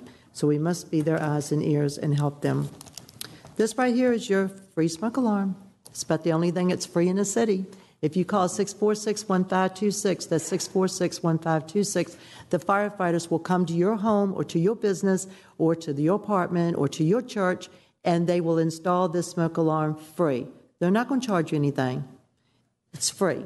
And if you don't want to call them, you can stop by your nearest fire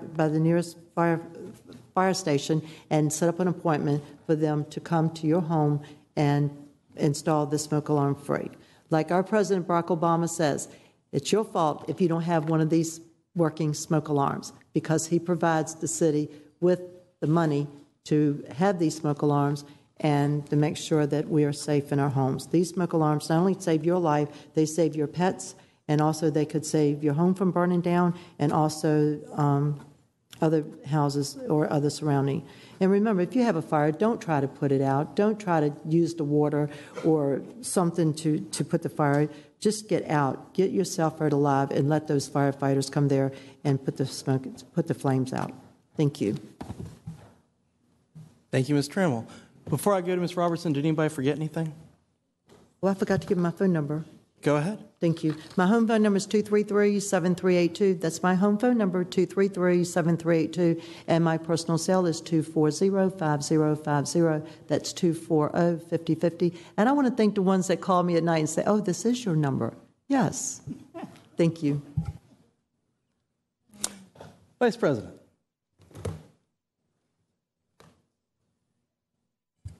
Thank you, Mr. President.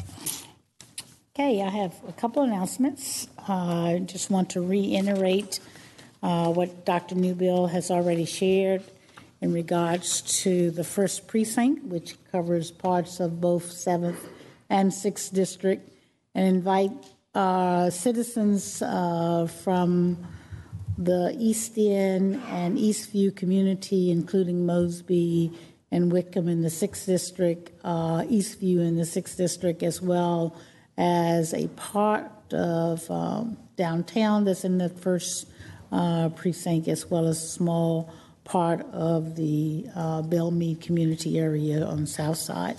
There will be, they are asking, police is asking that those persons that come, they're coming with the idea of looking at solutions to problems. So you should come prepared. You know, take some time between now and Saturday and go out and survey your community. Identify areas that you particularly are concerned about, or that you know of, that there are havens for activities that contribute to crime. Bring those lists with you to the meeting. If you got abandoned properties in your neighborhood, you got places where street lights have been out and those kinds of things, bring that information with you. Police department is asking that you call and register in advance, because they are providing box lunches, and they want to make sure that we have adequate supplies and also other materials for you as a part of the work session. The number that you ought to call is 646-36 646-3602. And that's 646-3602. Also, I'm having a town meeting. The town meeting is going to be about the budget that we just voted on. In addition to the budget, it will also give you more explanations as it relates to fees for utilities and those kinds of things. We will have a special session to talk about our tax incentive programs in the city of Richmond, including the rehab abatement program that was talked about earlier this afternoon. We are also inviting procurement to be a part of that meeting to give us information specifically on the volume of dollars that will be going out for consultant and other types of contract procurement this year, so that those that are interested in doing business with the city can understand what that total process is all about and have some sense of what's in the budget for funding that will be actually opportunities for doing contracts with the city of Richmond. So we would encourage you to come out to get a full appreciation of the budget, what projects are designed and are included in this budget year for implementation, as well as to get more detailed information on how you can do business in the city of Richmond through our procurement processes. Also on June the 15th, we have a wonderful young lady by the name of Dr. Louise Kane, who lives in the southern tip of Highland Park, that we are doing a special dedication of a park there at the entrance in honor of the work that she has done in the community for several years. Part of the reason why I'm in this business of government and civic duties is because of the leadership of Dr. Kane and her influence that she had in my life when I first moved to Highland Park several years ago. So we're going to do a dedication of this little parkland in honor of her, and that will be held on June the 15th at 4 o'clock, and that's right at the 1700 block of 4th Avenue in Highland Park. On June the 24th, we are having a meeting at the MLK School where we will actually be providing for the citizens' review of the plans for the construction of the preschool center. We will have representatives from the mayor's office, the administration, that will provide copies of those plans, as well as discussion about the middle school, the preschool, and the number of children would be included in that school, and to get the citizens involved in that process of understanding the registration process for preschoolers and how important it is that we get our young people in school at a very young age. Also on that day, we will have a more detailed discussion of plans for a community resource / workforce center proposal for the Conrad Center. When the East End community agreed to allow for the jail, the Justice Center, to be rebuilt again in their Gateway community, they were promised that we would provide a community resource center as a part of that deal. And so we need to move forward with that, and there will be an opportunity for us to discuss what is being proposed to be faithful to our promise. And that will be on June the 24th, and it will be at the MLK School that afternoon at 6 o'clock.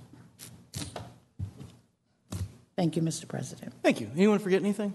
Yes. There you go.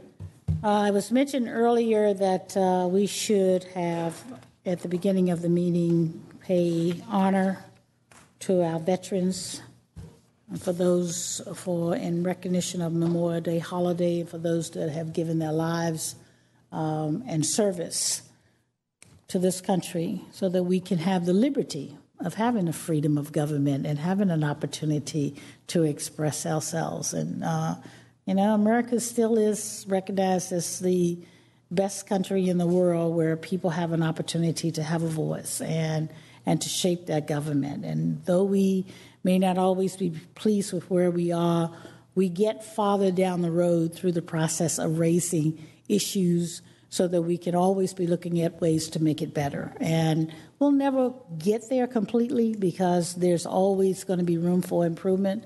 And so tonight and what we have seen recently in this chamber is a great example of citizens expressing themselves and challenging us and challenging ourselves, challenging us all to do a better, to always look for a way to do a better job. And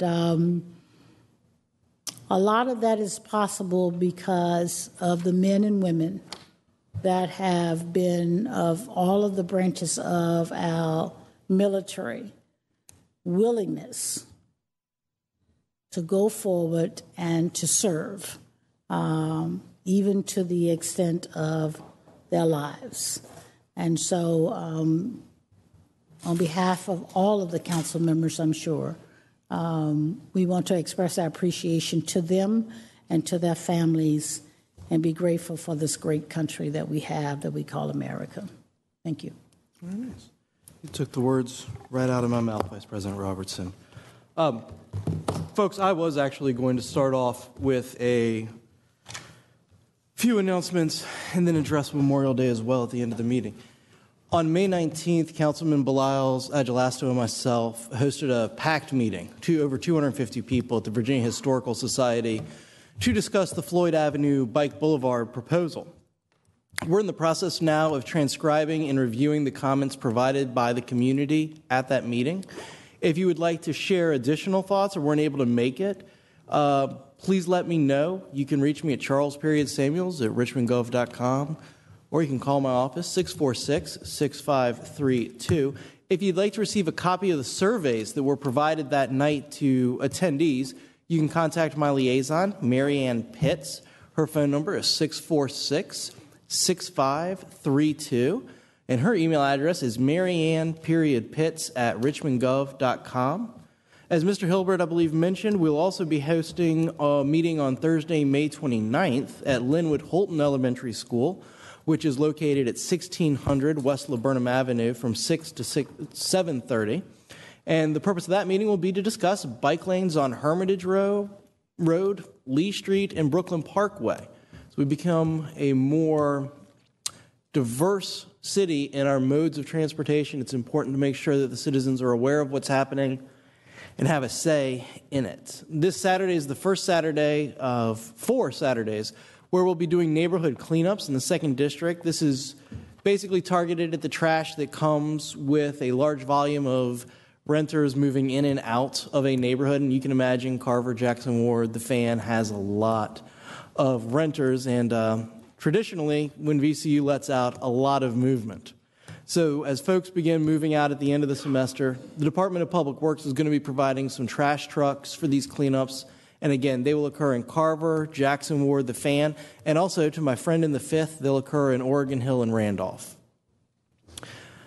On Monday, June 2nd, the Fan District Association has their monthly board meeting at 7 p.m. at 208 North Strawberry Street. On Tuesday, June 3rd, I'll be attending the Rosedale Civic Association meeting at 7 p.m. at the Hermitage, 1600 Westwood Avenue. And on Wednesday, June 4th, the Scott's Addition Civic Association will be meeting at 8:30 a.m. And that's at Pace McTavish, which is at 1300 McTavish Avenue in Scott's Addition. Basically, if you want to find me, come to a neighborhood association meeting. Having said that, Madam Clerk, would you please read into the record the new papers?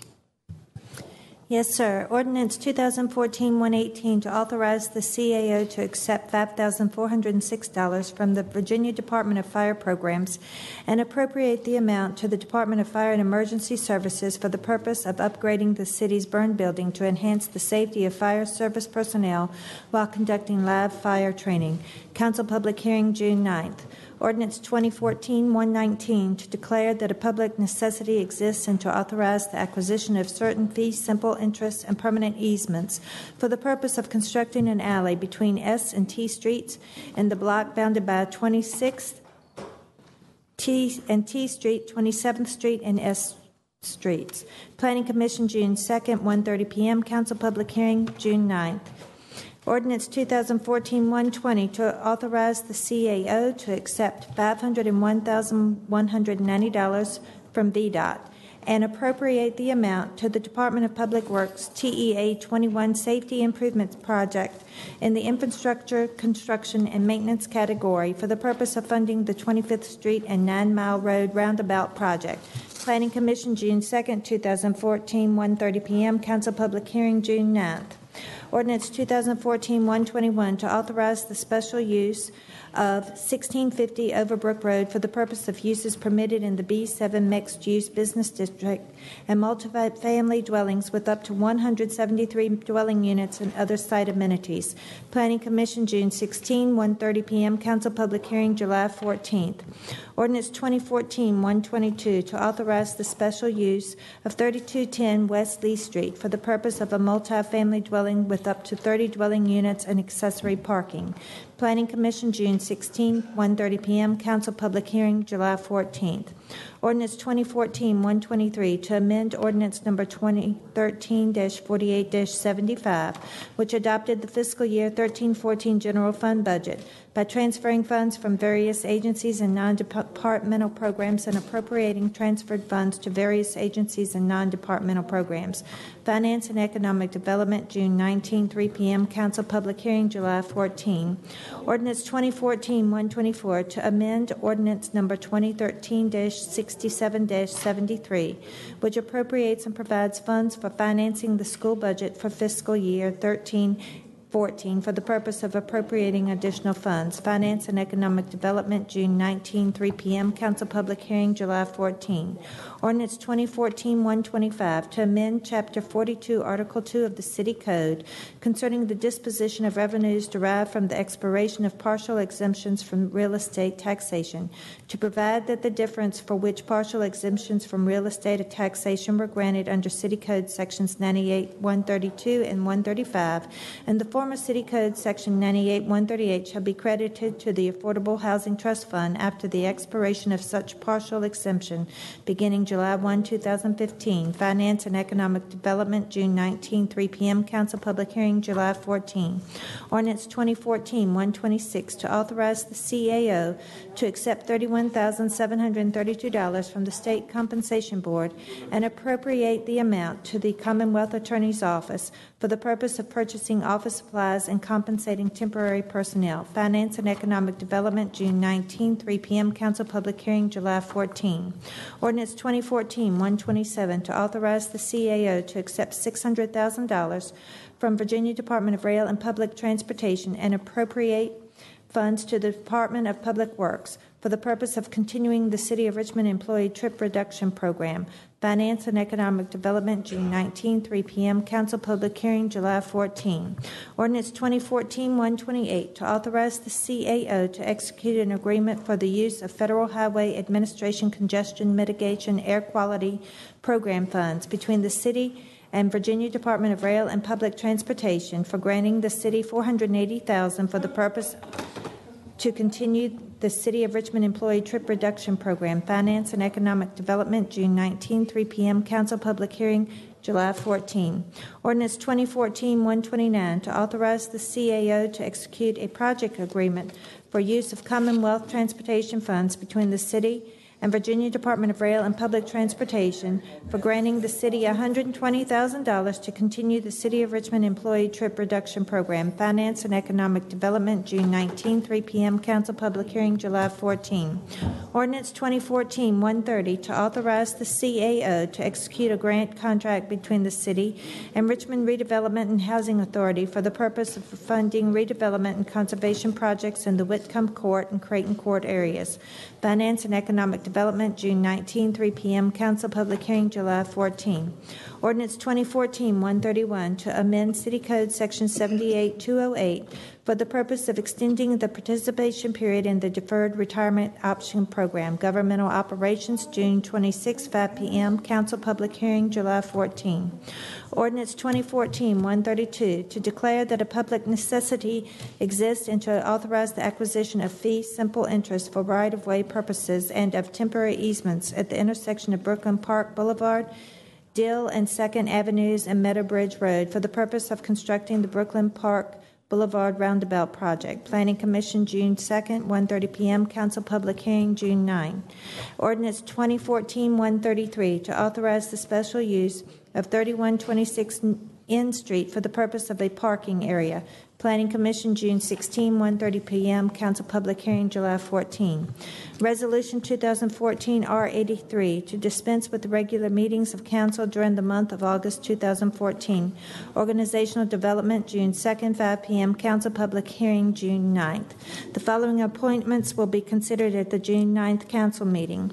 Resolution 2014-R84 to appoint Ross K. Arrington to the Social Services Advisory Board.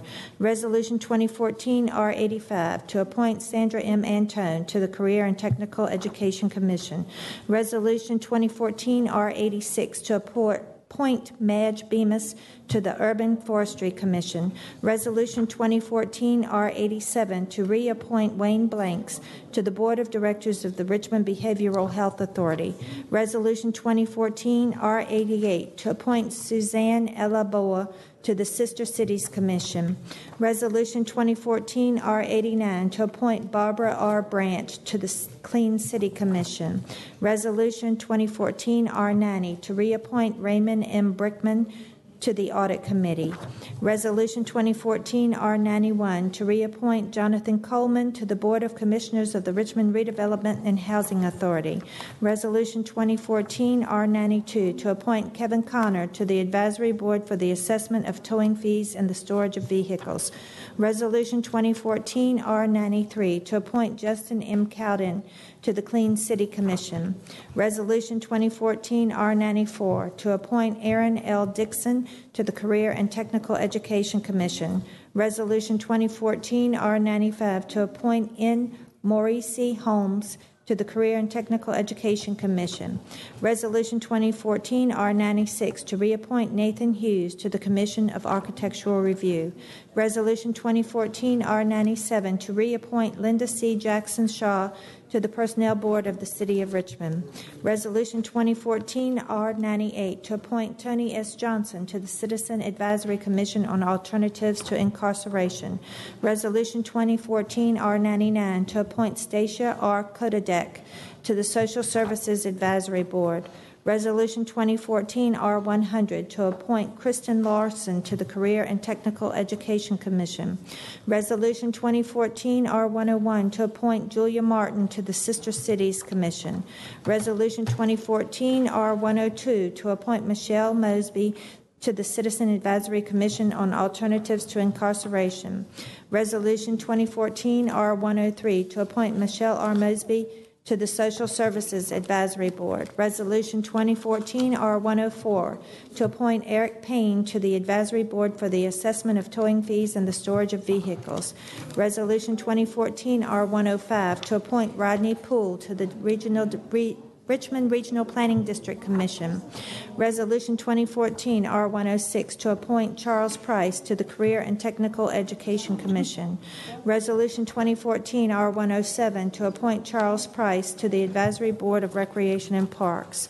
Resolution 2014-R108 to appoint Garrett S. Pryor to the Citizen Advisory Commission on Alternatives to Incarceration. Resolution 2014-R109 to reappoint Arcelius Redding to the Clean City Commission. Resolution 2014-R110 to reappoint Noel Shaw Bell to the Board of Directors of the Richmond Behavioral Health Authority. Resolution 2014-R111 to reappoint Jacqueline E. Stone to the Board of Trustees of the Richmond Retirement System. Resolution 2014-R112 to reappoint Julian H. Williams to the Citizens Transportation Advisory Committee to the Metropolitan Planning Organization. Resolution 2014-R113 to appoint William Gerald Willis to the Board of Fire Appeals. And Resolution 2014-R114 to appoint Davidra Willis to the Clean City Commission. And Resolution 2014-R115 to appoint Shannon A. Wilson Gonzalez to the Citizen Advisory Commission. Mr. President, that completes the new legislation. Thank you, Madam Clerk. This meeting is adjourned. And we are done a lot sooner than we thought. 3 hours, 25 minutes from the time we started. I started right on time at 6 o'clock. Here's what happened. I was going through all the things to expect tonight. Right before 6 o'clock, I was handed a note from Steve Skinner, a public information officer for the City Council, and it said, Item 42, Ordinance 2014-108, Shaco Development, being pulled at Mayor's request. I no sooner said that than the Council President, President Samuels, said the same thing right before calling the meeting to order. He said the paper would be pulled and there would not be a hearing on it tonight. And if you would have seen this place when I first came in and right before the meeting started, there were signs all over, no Shaco Stadium. The place was just packed. But and a lot of them did stay for a little while, but we never did get anybody speaking about the stadium. We got to the appointments and reappointments, the awards and presentations, the agenda review. Then we got the citizens' comment period, which lasted about half an hour. Then the consent agenda. We had 9 people speaking against the consent agenda, mainly on this partial tax abatement program. 2 people speaking in favor. It took a total of 30 minutes before it was approved, 9-0. Then we had the motions to amend, continue, expedite the resolutions. Then we got to the regular agenda, which after the council review of all the agenda papers was all budget related. So they were able to put the whole thing in a block. We had 15 people speaking against papers, against budget papers. A lot of them say, well, why can't we take the money from the stadium and put that here, put that there? Why? Well, as was explained by the President and also by Councilmember Hilbert, you can't do that. But they will be working on how best to use those funds that were not going to be allocated. But that is something that will not happen immediately, because if they did not pass the budget tonight, it would revert back to the budget originally presented by the mayor. So that's why that did not happen. We took about an hour and 32 minutes before they finally approved the budget by a 9-0 vote. Then we got the approval of minutes, reports from council, introduction of papers, and we are adjourned until back to Mondays. June 9th will be our next city council meeting. That will be the only meeting, regularly scheduled meeting for the month of June. As we go to the meetings, one a month in June and July. There's a paper being put in tonight to say, well, we'll do away with the August meeting. Then we come back in September for one meeting, then 2 in October. But we will be back with you on June 9th. So quite an interesting evening tonight. Very vocal crowd, to be sure. And we'll be looking forward to seeing what happens at our next meeting, which will be on June 9th. So till then, for Gavel to Gavel, I'm Dick Harmon saying good night.